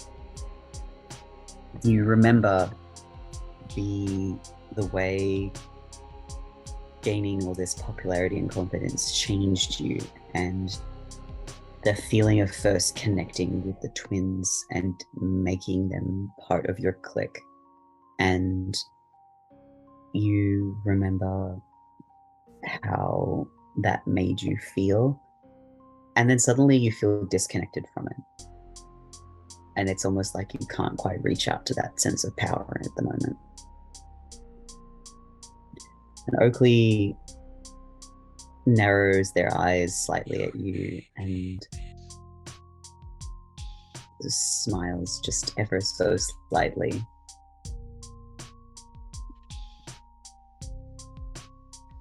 I think you should all leave. Why don't you leave and go back to your little hut or whatever it is that you live in out here? Velvet! That's so rude. You would not make a good friend. I'm so sorry, Oakley, for them. I'm gonna make sure that they're all like just we leave the area. Oh my Aaron, But if you gross. can if you do find Chadward or any hint of Chadward, can you please message me? Like, do you have a number I can contact? I don't have a phone. Oh, then how can I contact you? You can find me around town sometimes. Not very reliable. They reach out and touch your face again gently and just say, "But you would make such a good friend, a good companion. So you can always come and visit me. If I'm not in town, then I'm probably here. Ask Moss. Moss always knows where I am." Okay, that sounds good. And are you sure you don't know what happened to Chadward? Well, I don't. I could guess, but guessing isn't always accurate. Yeah, it's better than nothing. Mhm. I think that he has returned to the nature from which we are all born. The hell are you talking about? The tree absorbed him. Probably. They turn a very sharp look on Blair. And just... You make a lot of assumptions. I prefer educated guesses. She sort of steps up closer to you and meets your eye. Seems to hold your gaze for a long moment. And says, Do I know is this maybe Oakley is trying to do something to me like I can do? no, you get... There definitely doesn't feel like... You can't feel any magic reaching out to you. But you get the sense that they are assessing you to some degree. I will stand my ground. Can I get you to roll to keep your cool? You can. Yes. What do I roll so for that? Roll with cold. Interesting. Okay, it's -2, so it's like 2d6. Yeah, 2d6. -2. 1. Oh! I'm not good. I am all bark, no bite. Except when it comes to making people see snakes and having their hair Nice fall one. out. Fear grips you. It feels like a cold hand in your heart, just squeezing, and you are very aware that you are contending with something that you do not understand at all. And after a long moment where fear freezes you to the spot, Oakley steps back and says, "Nasty little witches say nasty little things, but you can't do much, can you?"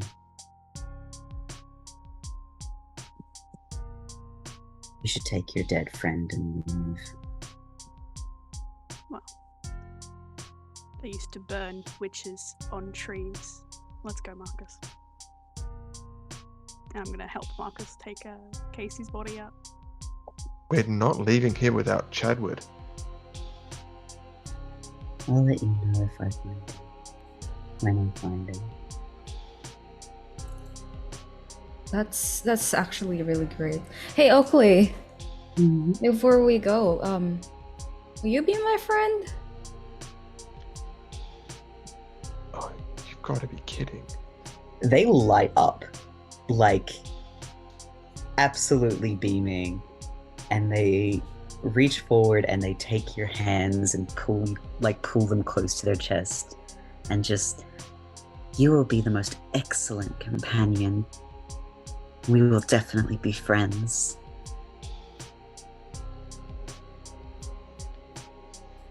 Aaron, are you concussed? Did you take a fall in the dark? Amazing. Aaron will just confirm as flesh, right? As flower. Huh?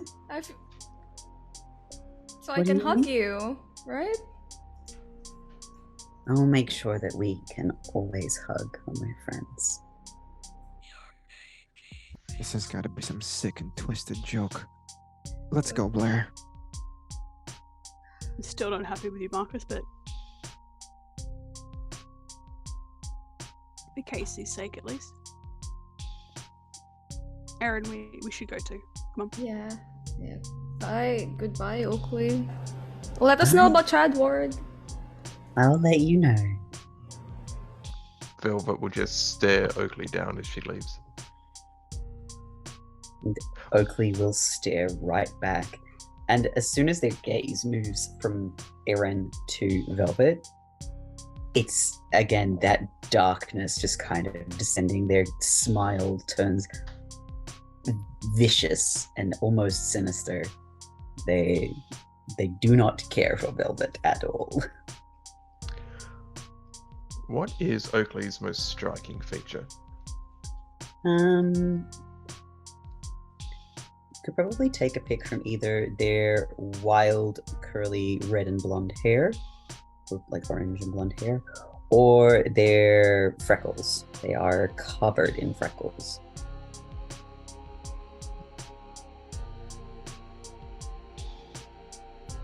You have really beautiful hair, Oakley. And it's not very important. I feel like only humans care about it.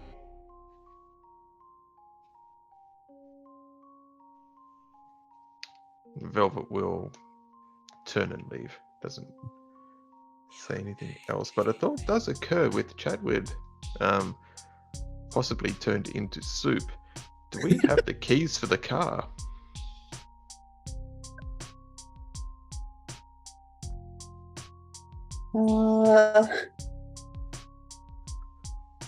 Or is anyone else skilled in hot wiring it? I was just thinking that. You do not have the keys for the car. I have to hotwire this vehicle. Dark. Would dark be a skill involved in hot wiring? It's the abyss to hotwire the vehicle, to activate the vehicle.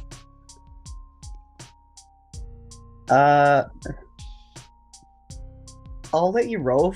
I'll let anyone who thinks that they might be able to hotwire a car roll a d10 for me. I'm a delinquent. Can Good. Can I maybe persuade you to let us roll cold instead? Because we're trying to be cool and Hey, no. edgy. Roll the d10 for me first. Okay. It's just this is an approximation.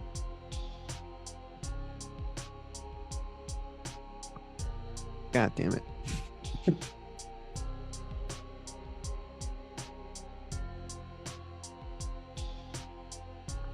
Blair, are you rolling too? I am, yeah. Yes. I'm just trying to Fighting figure with- out where the dice go. Fighting with roll 20. I am, yeah. It is dark, right? 9. Yeah, it's dark. It's I also probably Middle of the night. yeah, it's probably about midnight at this point. Oh, I thought you meant. Oh, Like roll, the roll. roll. No, I'm just getting people to roll a d10 because I'm just Okay. deciding who can actually do it. See if I can do. I roll a 9. I roll Aw, a 10. dang. Cool. Surprise from out of left field. The model can hotwire the car. Don't ask questions about my background. Oh, we've got questions. Cool. So you guys are all making your way out back to the car park? When we get Mhm. to the car, Mhm. does Chadwood happen to have an axe or anything in the boot? People keep strange things in cars. He's got a tire iron and like a mini jack and stuff for changing a tire basically. But there is a there's a mini axe in there, like a little tiny hand axe made for chopping kindling and stuff.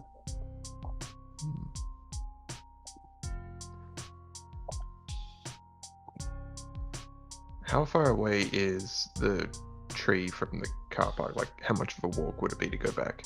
It's about a 10-minute walk.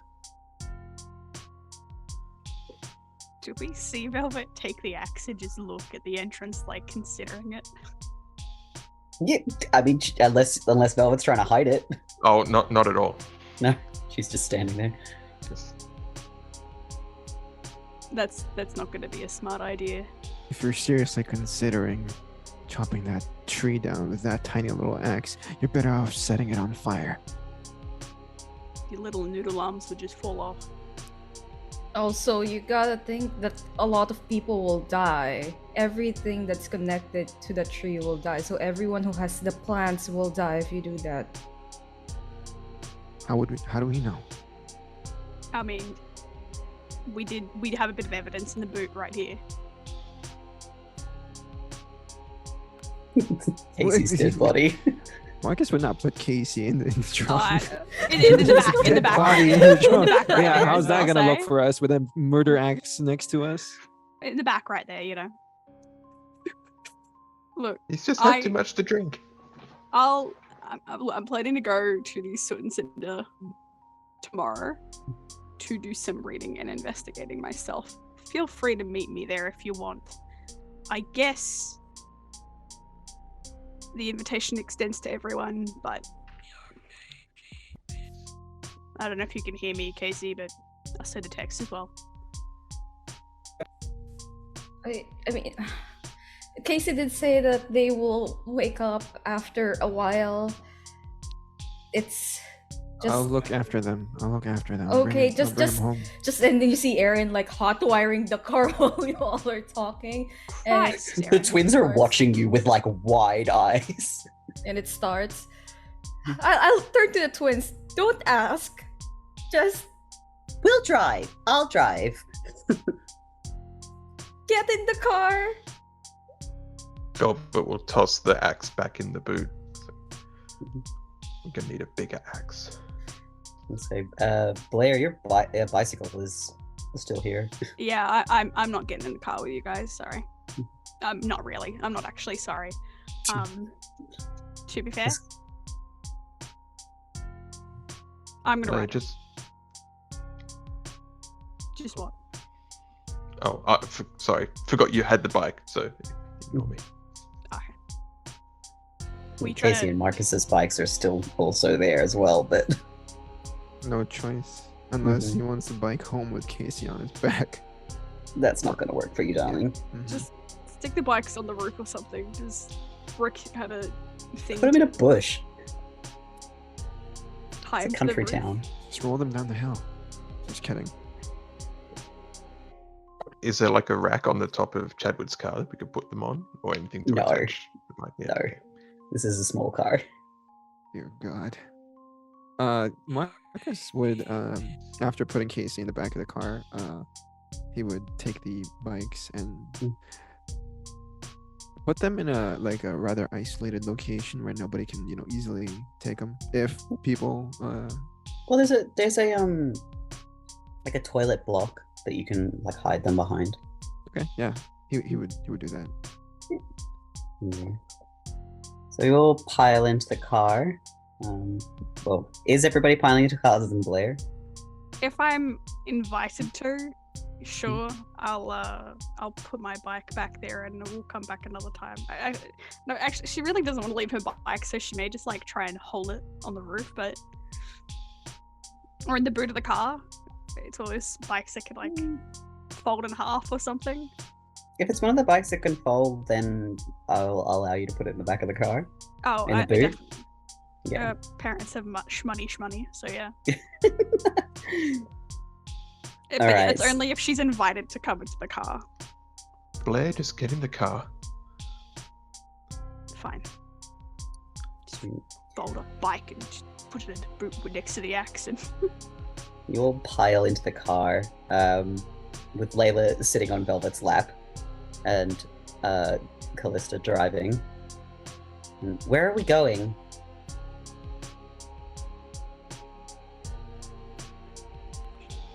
Like, whose house Center. are we going to first? Yeah, I don't know. Like, I guess we have to drop off. Let's go to Casey. Aaron's. Would- Drop me off at my place. Oh. If you know where my place Okay. is, I'll guide you there. Okay, yes. Marcus Play Casey GPS. does. Let's do this. Do you Um, actually know how to? I can drive, you know. Callista can drive, but like, I have my L's. It's fine. I can totally do this. You can That's totally do this. not. Please let Aaron drive. It's fine. I can drive. Nah. I don't want more dead. She's already bodies. pulling out at this Oh point. my God. She's ignoring all of you. She's not a terrible driver. Like, you know, she Center takes corners a town. little bit fast, and you know, You're not gonna slams pass on the your brakes a little bit. keys. She slams on the brakes a little bit hard sometimes. I But imagine Casey's body's getting flung around, and Marcus has to hold them. I feel like you've got Casey kind of like cradled in your lap. It is. Maybe this is like I think I said it was like a Corolla or something. Like it's not a very big car. You So- are kind of all piled into it. Into the Erin, car. Marcus, Blair in the back, but Casey's body is just sprawled out across our laps. Yeah, exactly. Gotta hold on to them. It's Excellent. okay. We just won't tell them that they were in a car. Oh my god, yes. Marcus is prepared for this conversation. It's fine. Callista gets a wrong turn only once driving to Marcus's place, but manages to pull up at the curb, mounting it slightly, and stopping without hitting anything. So she's pretty proud of herself. She's done right. At least we got here in one piece. There's still a dead body in the car. For now. Are you taking Casey in there with you? Yeah. Alright. Do you need help? Because I think I got a pretty good arm. Like they can probably help drag. Why am I talking about dragging a dead body around? No, stop. Because they aren't dead. They will be back whenever, as they've said. We can only hope. Casey, Marcus just grabs Casey, kind of carries them, and shuts the door as he says, "Thanks, guys." And he just doesn't say anything else. Mm-hmm. And walks in to the house. And Callista pulls away from the curb. Now, it's about midnight at this point as you walk back into your house. Shoulder with your best friend piggybacked over you like a dead weight, literally. And as you come in, you close the door a little bit too loudly, and a light flicks on in the hallway, and your mother appears at the end of the hallway. Mom. It's really late. Is Casey okay? No. They're not, he says, as he kind of puts them like on the couch. Marcus, honey, what happened? Went to the Grove. Trying to investigate this whole spirit thing. Mm-hmm. Before that, Case and I, we went to Miles' place just to check in on him because he had as I said earlier, he had a bit of a cold. We got there and Miles was in really bad shape.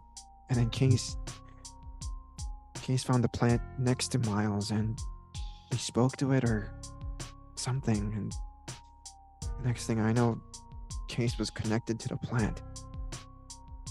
When we got to the Grove, the plant just ashed. It was reduced to ashes, and Casey fell face first, lifeless. She's quiet for a moment, and then she just pulls you into a big hug. Your mother's not a very affectionate person. This is probably the longest she's hugged you in a little while. She pets your hair, rubs your back gently, says,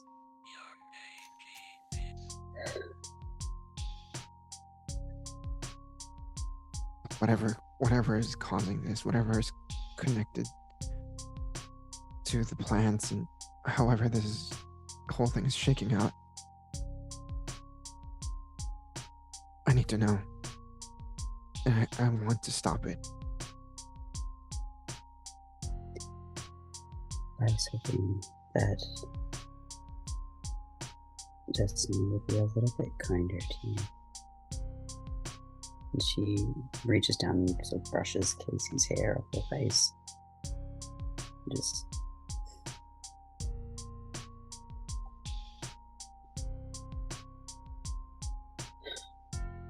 this isn't fair.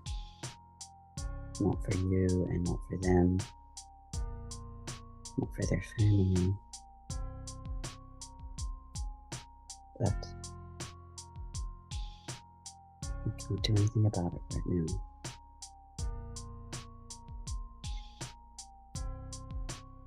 Come with me. And she leaves Casey's body on the couch and leads you back into the kitchen. And she pulls a blank journal off the top of the bookcase and lays it in front of you. It says, "You need to write down everything you learnt today while you still remember it. I will figure out what we are going to do about Casey's body. How we are going to explain this. I know it's hard, but you need to do it while you're still thinking of it." Okay. Okay. Mom, Hmm?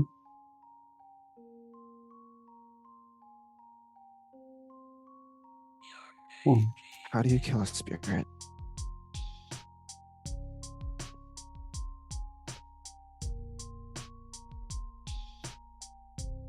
it depends on the kind of spirit and on what it's doing and how it's manifesting. Write it down and we will figure it out. Okay. He says somberly as he writes down every single detail of the evening. Back in the car, you are driving along. The radio is off and it is exceptionally uncomfortably quiet in this car. So whose house am I driving to next? Would I know if mine is fairly close or? Actually, I'll just ask in character. Erin, how far away is your house from here? I mean, I'm pretty near. Then how far away is my house from here? Your house is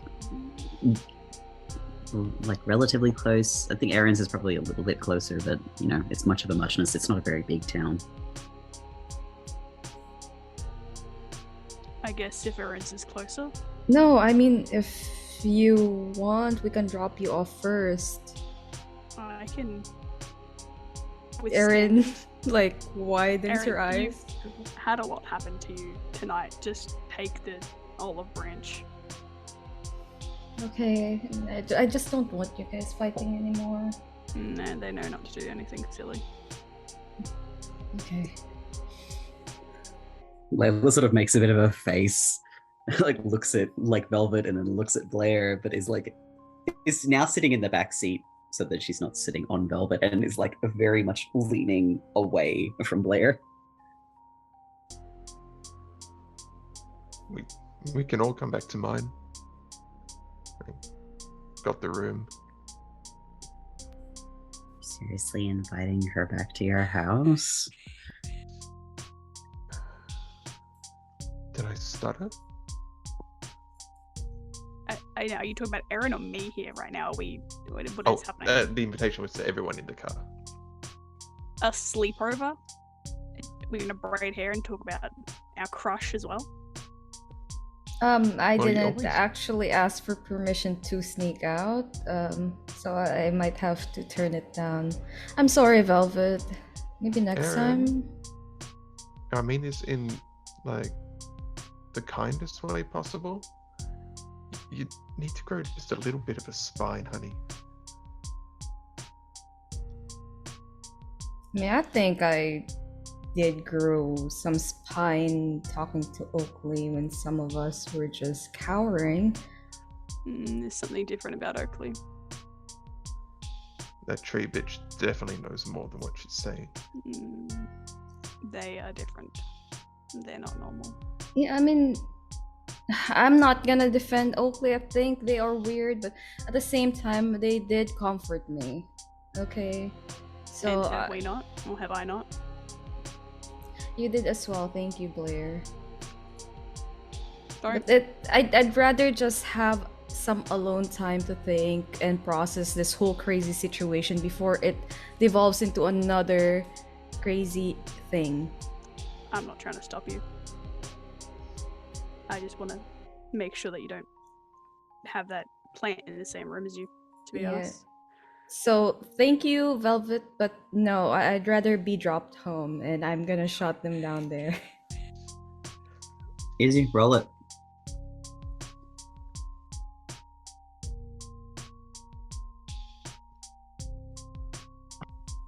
Well, that fails. Womp womp. I am not the kind of character. It's okay. It's maybe. like trying to shut down Velvet, but you can see like there's like tears, like trying not to cry as she says that. I give her a rub on the shoulder. I'm trying. I'll turn to Layla and just tell her tissue to hand to Erin and her sobbing. Layla sort of hands the packet of tissues over to Erin cautiously. Erin just takes that and just like wipes away her like tears, probably like look like she's been through the ringer. Honestly, this day is just horrible. Oh baby. Let's Eventually. get you home, Aaron. I was just gonna, let's get you home, Aaron, is all I wanted to add. Eventually, Callista does pull up outside the house of Dr. and Ms. Mills. And Callista's comment, she's like, "Isn't this where the doc lives?" Maybe like their granddaughter or something? No, they're like foster parents. They're foster family here. Oh. That's... Okay. Yeah, they're really nice. Yeah, I mean, they're cool. That's... God, why are there so many foster kids in this fucking town?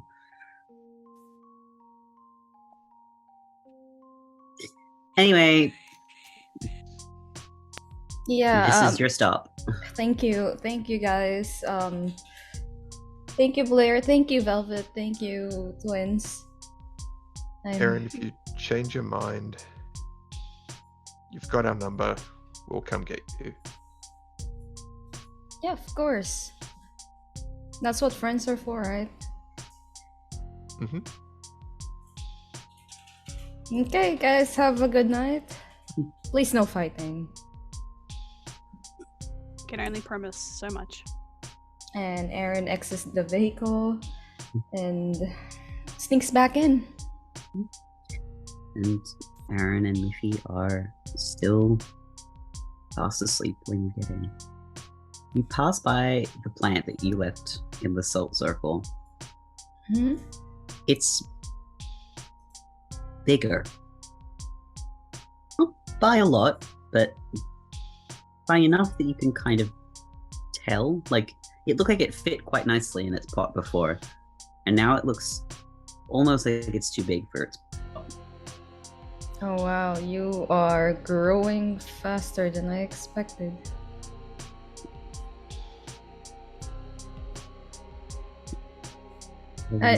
I say that as I like try not to like try pushing back all this like craziness, just mechanically like getting ready for bed and stuff.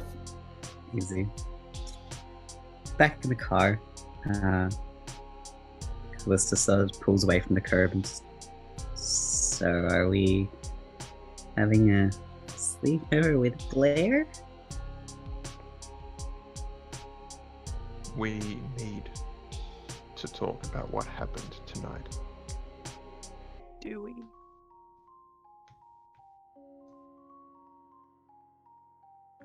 Layla says, I think we need to talk about you speaking in tongues, and then Velvet like freaking out. What the hell was that? Layla is like plastered against the opposite passenger door. more powers. That's all Should fine. really muzzle your dogs That's better. Fine. Can you stop calling them dogs? They Like, I certainly really act like it. appreciate being called a dog. I'm not a dog. And of course, I say that as I'm like stroking her hair. That's exactly why I call them dogs.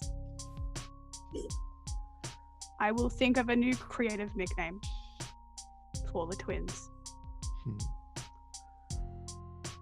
Callisto is heading Why? towards Velvet's house.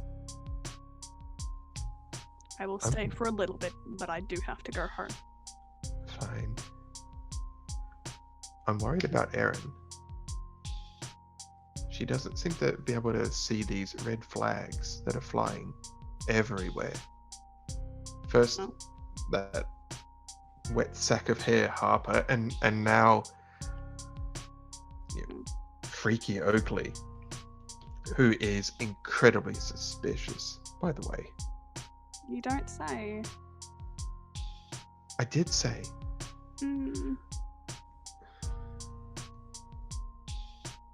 People are just like that sometimes. They don't see the red flags. We can only, I guess, help so much. I think we need to stage another intervention. You mean beat up someone again?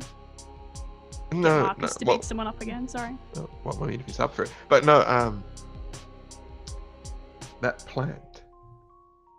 She shouldn't be left with that plant. Obviously.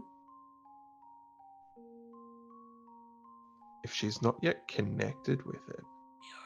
If she heard that singing before we did, walking into that area, she's already connected to it. Casey was saying how they could hear it. I'm going to say that's an indicator.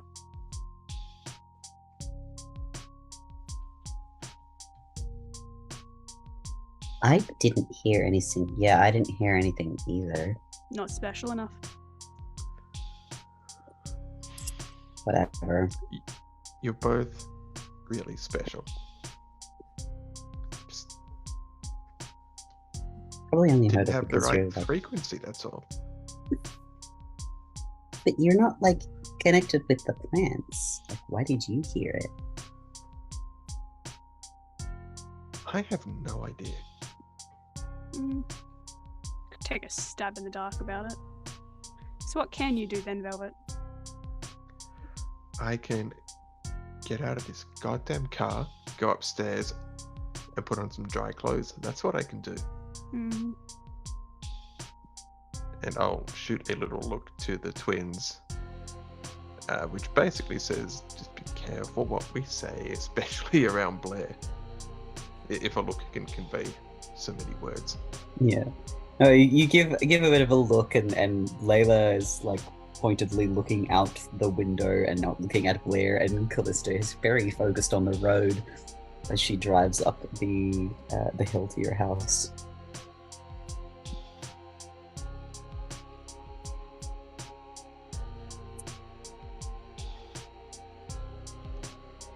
Okay, but like, what about you? What can you do? Like, that was super weird.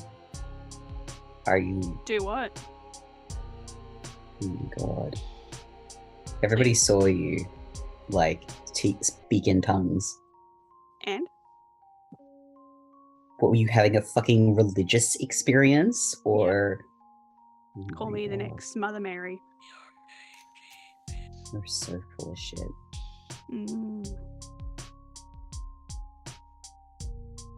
Callista pulls up out the front of Velvet's house, and she's like, "How do I turn off a hijacked car? Do you just?"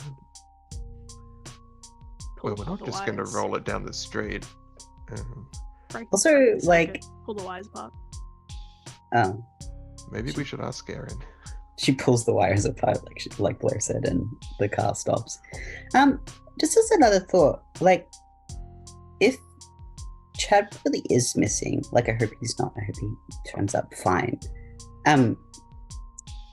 We have his car, and it's parked outside your house now.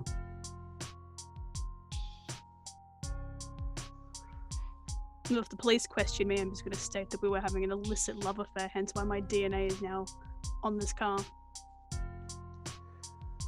It's I not a think we really should- illicit love affair if you're, only your hair is in the car. I would rather die than actually have an illicit love affair with Chadwick. Genuinely. I don't know, he's supposed to be pretty good in the sack. There's gotta be some reason that he has friends. How long have you guys been friends with him? A while. Well, I'm gonna get out the car now. I think maybe we should put the car in the garage just so it's off the street. Okay. Callista pushes the gear stick into neutral and Get my bike out. it's like, well, I'll steer, but everybody else needs to push. Fine. Yep. With a bit of effort, you guys can push the car into your garage. It's not the hardest thing to do. So, sleepover? I'll stay for a little bit to discuss, but once the discussion is over, I am heading home. For a discussion to actually happen, you need to actually tell us things. Goes both ways. Well, I think the important thing here is we talk about what is going on with these plants, what's possibly happened to Chadwood, and I don't think he's maybe gonna come also back. That tourist disappeared too. In the Grove Trail area.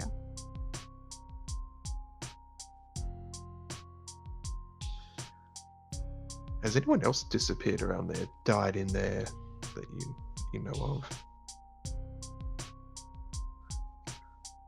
Off the top of your head, you know that it definitely happened. It has happened. Most people who go missing in the Grove do turn up eventually. But a quick Google of disappearances in Iluka Spring Grove yields 5 results. Or 5 different results, at least. Of course it does. There's I assume as well we're headed inside and upstairs. Yeah, you're all heading Not inside just chatting in the in the garage. garage.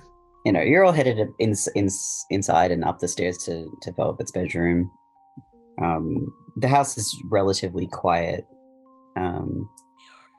but you get the suspicion, Blair, that it's not quiet because everyone's asleep. It's quiet because nobody else is home. But a quick Google sort of can reveal that in the last 150 years, 5 people have gone properly missing, and they've never been found in Iluka Springs, a grove.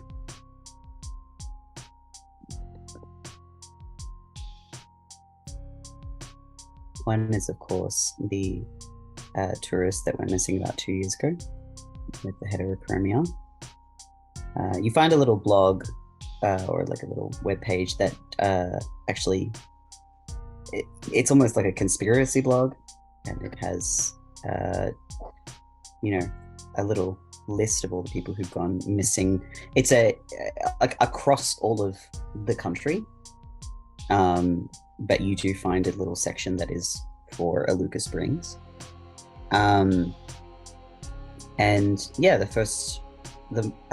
It goes by most recent to the oldest. The first one is, of course, that missing tourist with the heterochromia. And the second one after that is a young man. He's maybe in his like mid to late 30s. And it lists his name,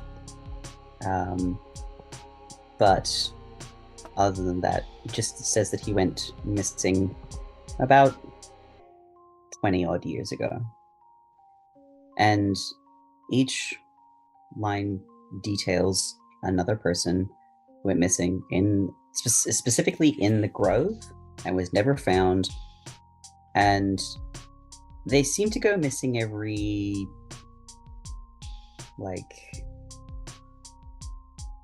between every 20 to 40 years.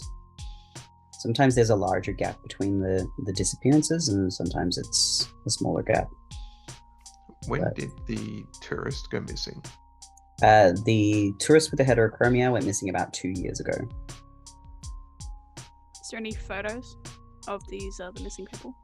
There are names, but there's no photos. But you can Google their names. The three oldest ones, the two oldest ones don't yield color photos. It's only black and white photos. But the three latest ones, including the tourist, do have color photos.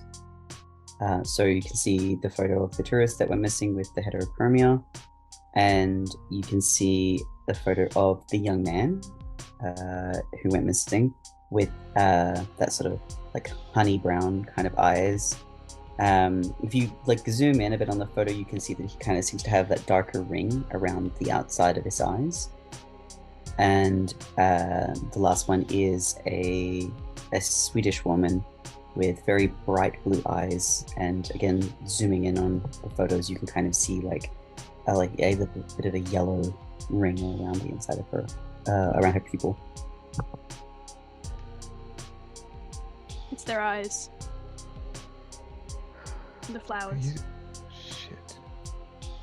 I would keep an eye out to see what flower pops up next. I'm assuming, since you all stare lovingly and longingly into each other's eyes, that you know what Chadwood's eyes are. Dark blue. Yeah, there it is. I would keep an eye out. I wouldn't stay too long in the grove. I think Oakley has it out for both of us, but what's new?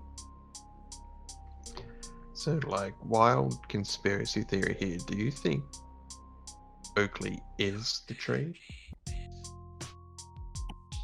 I don't know about that, but I think they're certainly heavily connected to it. I'm going to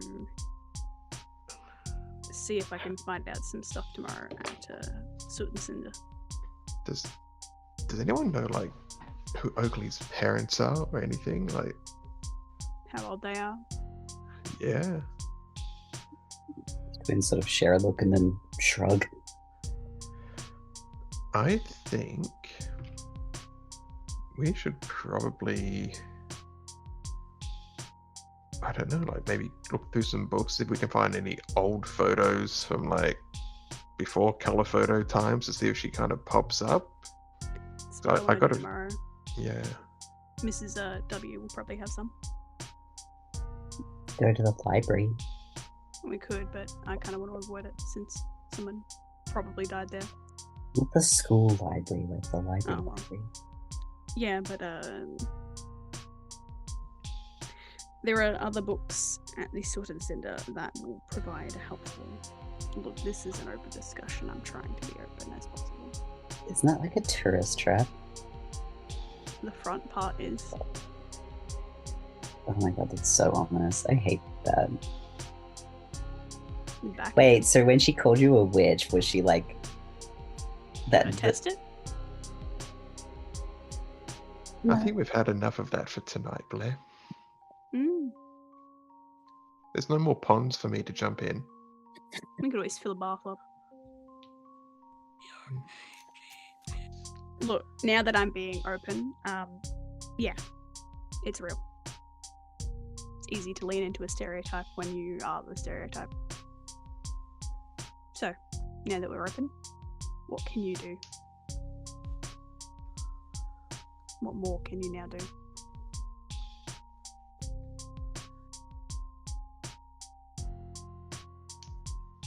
I don't think we're there yet. You forced it out at me, so. Well, she It's did not kind so of- easy.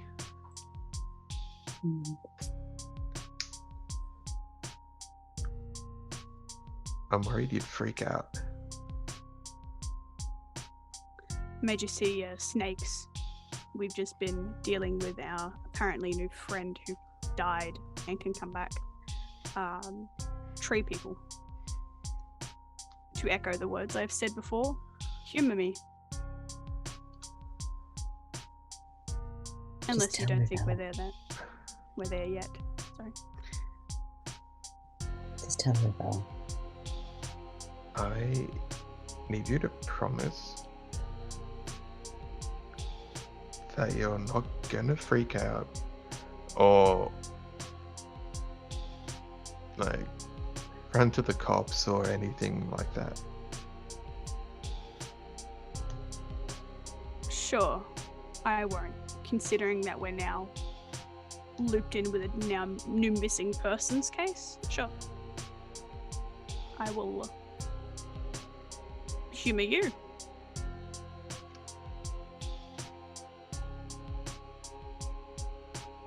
So,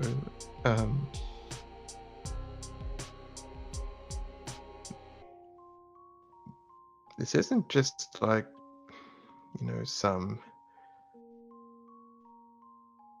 off the shelf makeup kind of beauty transformation shit.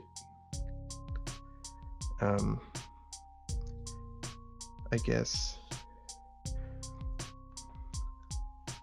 Well, you are what you eat.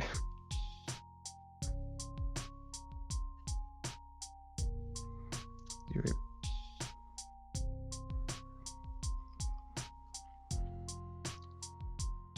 if you catch my drift.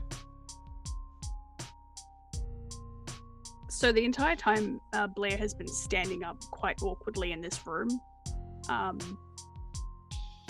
Is there any spare seats available? It's a little, like, plush beanbag in the corner. I will just sit in the beanbag and rub my face and just so you eat people in a literal sense, not in a slutty sense. I mean, well,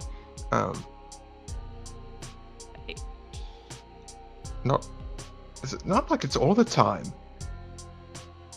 So your diet is flexible.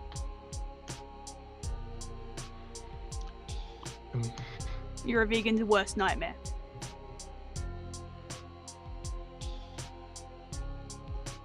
I'm tempted to ask how you figured this out, to be fair, but I also... Well, Do they I also mean, partake in the forbidden fruit? well, yeah. Right. Callista makes that, like she pinches her fingers together, like, just a little bit. And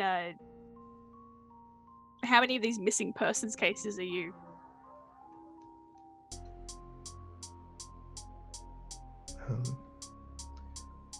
I mean, like the ones who've gone missing in the forest, like in the grove. Oh, that's not me. Don't make a mess in your own backyard.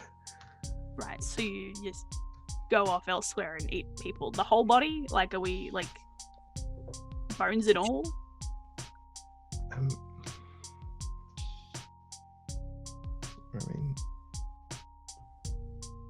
not really. Well, kind of. Mostly the parts that we want. You want, so yeah. Bits that look good. You remember that bitch Haley? Uh-huh. Yeah.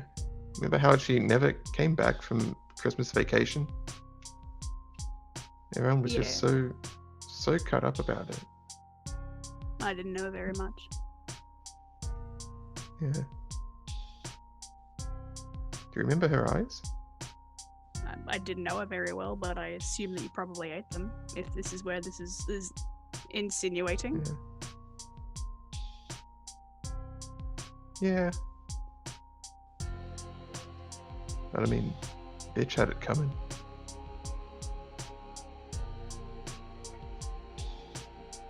Blair's gonna sort of sit there with like her hand like sort of like covering her mouth as she sort of like sits with her like elbow on her knees and such. Just for a moment, just mulling over the information had just been presented to her at 1 a.m. on a Friday night. Mhm. So now you know.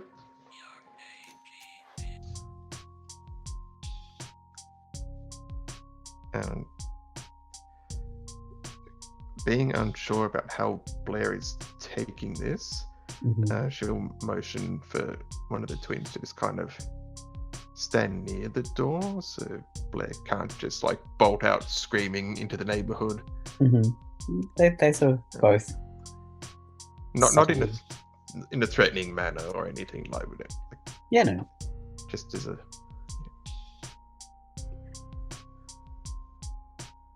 You're a freak. Oh, this is coming from you, freak. That's rich. No. Let me have my moment of just desserts. You're a freak, Velvet. Genuinely, wholeheartedly.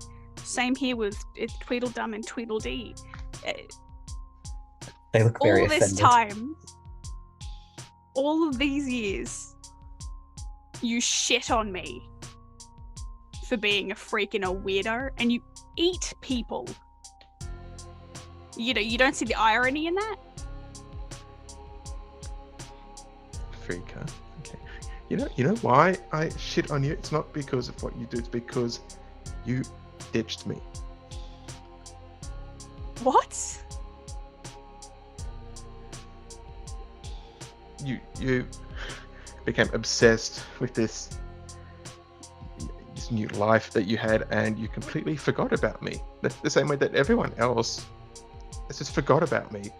So yeah, I may be a freak, but people see me now. And they won't fucking forget me.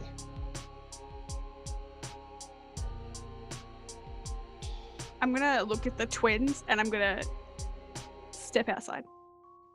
Please. Oh, Velvet will nod. They both sort of shuffle out the door and close Velvet's bedroom door. I ditched you. You ditched me, Velvet. You left me. You got pretty, you made better friends, and you left poor little weird Blair in the dust. Do you know why I had to do this? Because you were spending all of your time with your little coven. I don't have a coven! Whatever you do in that fucking shop of yours. I'm rarely in that shop. Yeah, So I start reading more books and you decide, oh, gee whiz, I'm going to go eat someone? Well, if it makes you feel better, I got it from a book. I learned that from you. Oh, I'm so glad that I taught you how to commit cannibalism. You ditched me. That is how it's always been. You got pretty, you made pretty friends. I got pretty because that was the only way people would notice me, because the only friend I ever fucking had disappeared in my life. You were right there alongside me reading all of this. Don't pretend that you were. The reason you're reading these books is because I introduced it to you, I guess. Sure, I'll take credit for your cannibalism. You ditched me. And then you started just targeting me for, bullying, I guess. What, some sort of...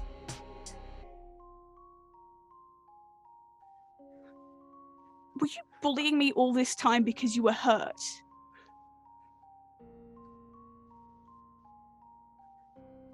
So I don't take grief well. Okay? I didn't die, Velvet. Felt like it. I was always there. No, you weren't.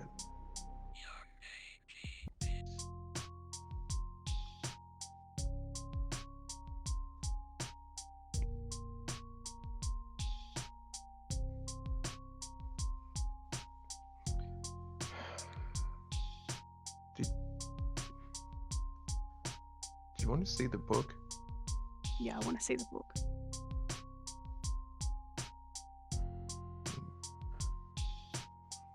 Velvet will go into her. Oh wow! Sorry, I've completely forgotten what those things are called. Where you store your clothes, drawers. It's a chest of drawers. So sorry. And bring out a book that's just wrapped in a sheet.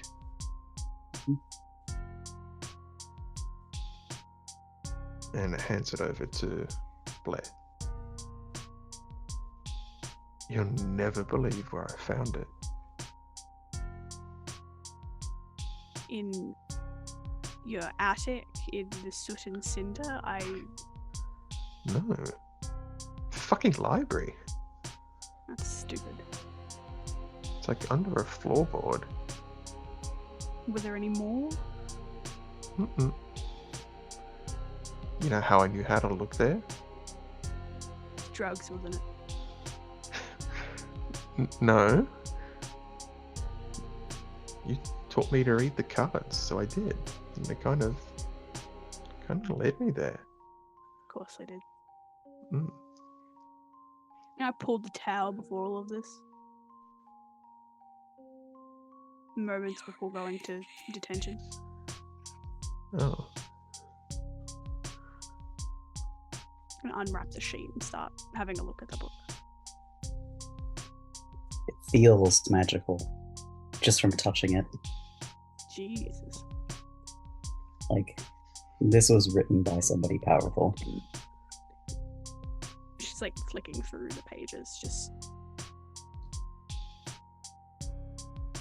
It's pretty dark. Christ. Probably not. I'll agree with you on that one.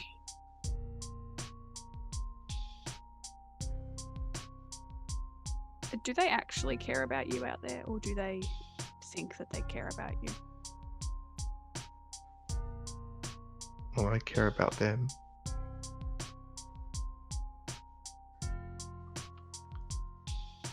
I can't read minds, in case you were wondering. No. Neither can I. Yet. Who knows?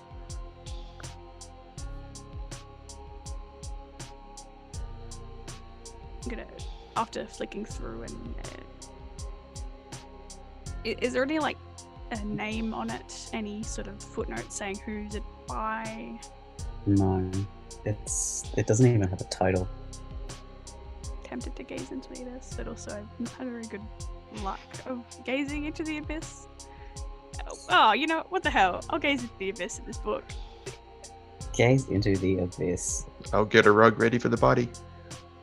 You know God. what? Pigs are flying, Velvet and Blair are having a civil conversation one-on-one. Let's just do this. It's a 2d20 plus my dog. 2d10. 10, D6. 20. D6, sorry. D6. Wow, I fuck. am thinking too hard about D&D. 2d6 plus my dog, Yes. which is 2 if I remember off the top. Oh man, yeah, it's 2. This one, oh, I'm all the way at the NPC section. Hang on. Yeah, 2. 9. Nice. Okay. What's your question? You get to ask me a question. Oh, what is... Who created this book? Or what created this book?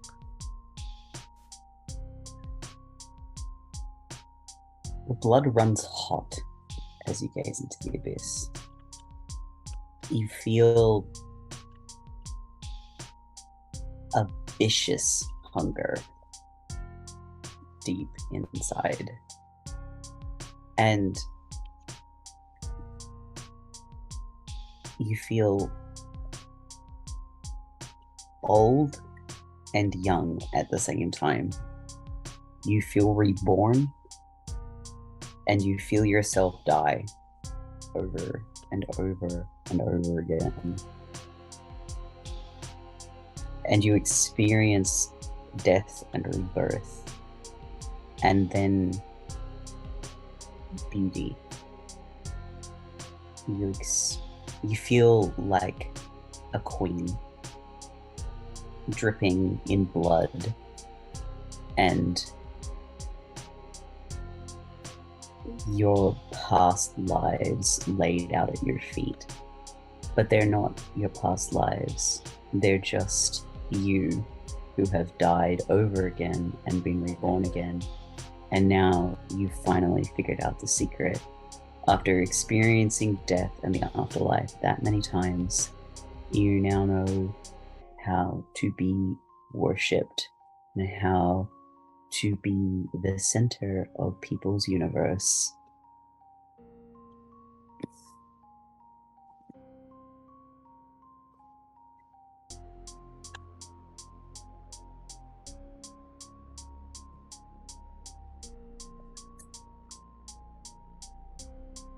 And then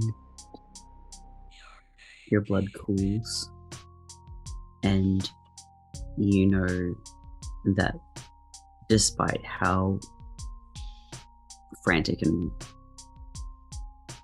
frightening that felt, that this was written by a queen, by someone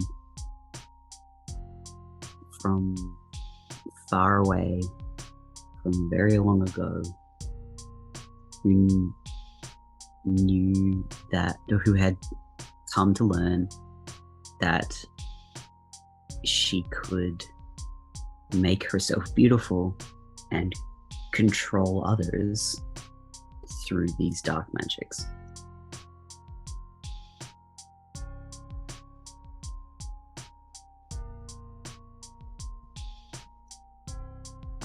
Gonna shut the book.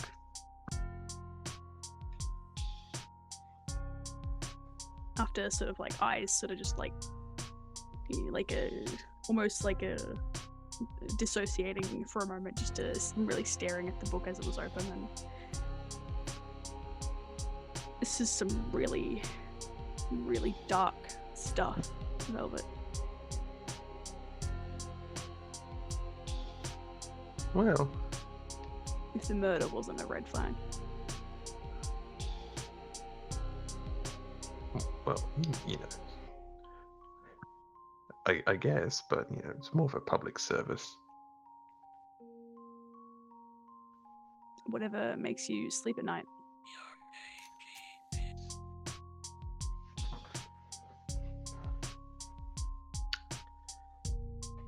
So, Just don't kill and eat me, I guess. I mean, I can't not say that things that I do are dark. Snakes, you know, make Harper's hair fall out. Oh, well, that would definitely make up for the snakes. I was planning to do it tonight, but stuff happened.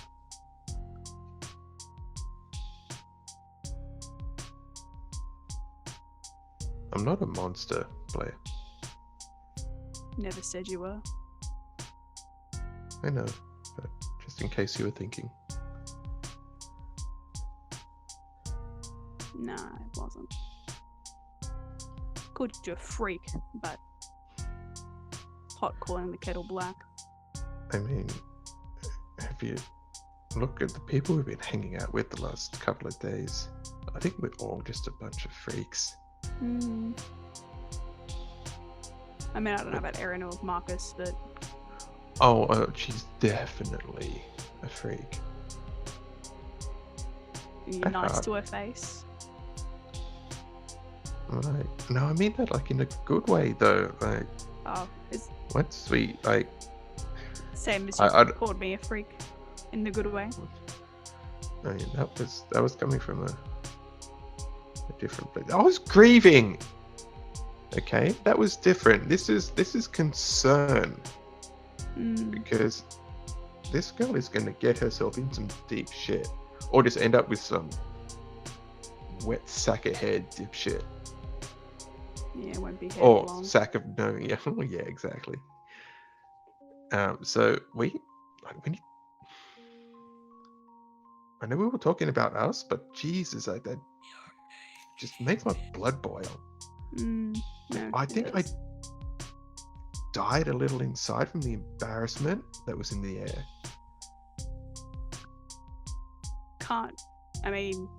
I can't control her. It's gonna make her own way in life to figure her out. But we can give her a nudge.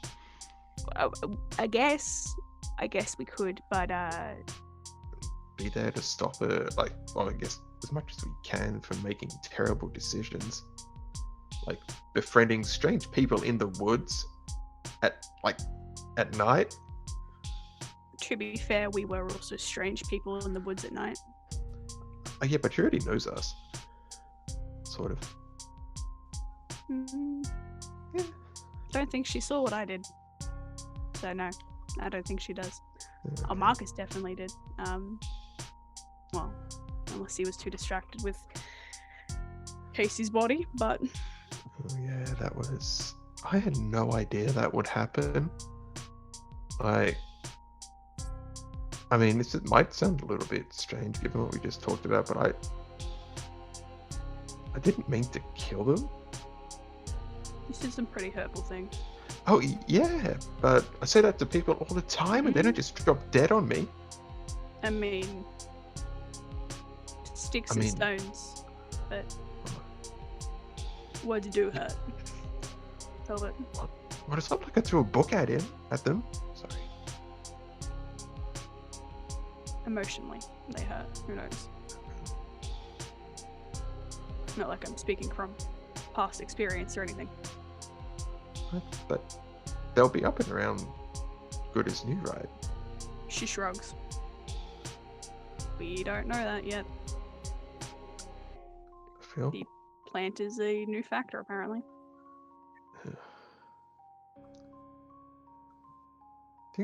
Should I get them like a present? It's like a, oops, sorry I killed you with my words present? Have you done that for anyone else? I mean, this was not intentional. Hmm. They don't do a Hallmark card for this, do they? No.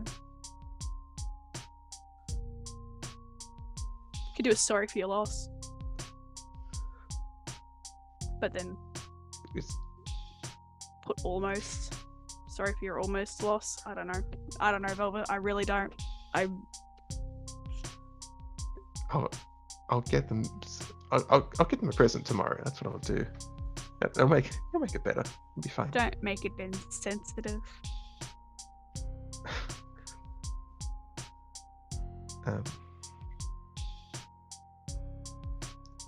Okay. And with that, Sorry about the snakes. okay.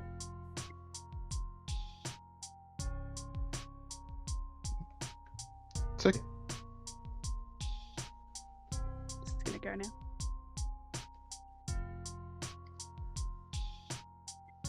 And Claire opens the door. The twins are standing either side of the door. They seem to have been looking at each other. They're facing each other, and then they both like snap their heads towards you and sort of look at Velvet. Boo. Oh no, so scary. They can be. All good, Val? We good. Bye, Elphaba. Yeah, bye, Witchy Poo. Toodaloo, twiddledum, twiddledee. I don't know, I'll think of more. Bitch. They slip back inside to Velvet's room. As you leave, back across town, Marcus is finishing up his entry for his first entry in his grimoire, detailing what happened today. It's almost 1:30, 2 o'clock in the morning at this point. It's getting late, or technically. And your mum has gone back to her room to figure out what exactly you're gonna do about the dead body on your couch. And as you set down your pen, you hear from the lounge room behind you a gasp as Casey sits up.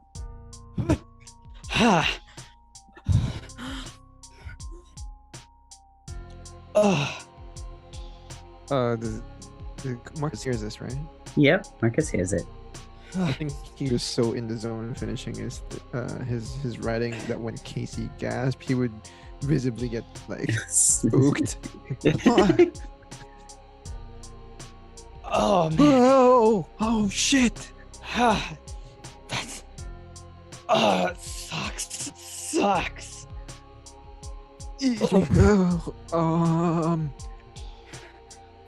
What was it? How long was I gone this time? I didn't know zombies could talk. Jeez. Hey man, you've never seen this Casey. spot before. I'm fine. I'm groovy. Woo! I think just Marcus just walks over there quickly and just gives you a big old hug. Yep. Oh, it's good to be back Oh, again. you Hey, weren't man. joking when you said you do come back to life. No, Oh, are you alive? Are you like some I'm super zombie or? I'm totally fine. Don't freak out. I'm really hungry. He lets them go really quickly Don't- as Like, I would kill for a sandwich or like eggs or something. I could go for a run. I could, Whew. yeah, I could fix you a sandwich. No brains, right? Just to be clear. No, man. No. No, please. Okay, you're okay. Oh, wow. You're still. But seriously, what like, time is you. it? I'm still it's, me. It's like 2 in Still the me. morning. Oh, that wasn't that long this time. Oh, man. Come on, let's go to the kitchen. So like, whew, I'm fine. Oh, that sucks. It sucks every time. It sucks. So, what did I miss? happened? What killed me? I think it was Velvet. I thought it was Velvet at first when she was saying all those shit to you, and then Velvet? you dropped dead in front of all of us. and Velvet killed me. I don't know Velvet? what killed you. Oh, I didn't oh, know that's words could sad. actually Oh, kill. No. Yeah, that is kind of one's sad. embarrassing. No, that one makes me feel bad. I was gonna have a laugh about this with Miles, but yeah, Velvet's words killed you. I don't know Velvet how. talked me to death. How does that even happen? Hey, that's probably what happened to Chadward too. Chadwood. Yeah, Chadward, fucking himbo guy. I know who Chadwood is. I don't know. You might have had some Sandwich first and fill me in. And What that's what happened? we're gonna call it. That's where we're gonna call it. Jesus Christ. I love you guys. Thank you all for joining us. We will return to Iluka Springs next week, so we'll see you then. Thanks to Izzy for our school logo, and Monomercy for our character art. I'm Hollow, and I am your mysterious ST. Marcus? I'm Lou, and I've been playing Marcus Silverstein, the very concerned and scared chosen. Casey? I'm Kai, and despite everything, I'm still Casey. Aaron? I am the friendly neighborhood Aaron. Blair? I'm Sam, and I've been playing the jaded Blair. Velvet? Hey, I'm Matt, and I've been playing Velvet, and I'm so sorry, Casey. That's it. Bye, everyone. I'll walk it off. Bye, everybody. Bye. Bye. Peace.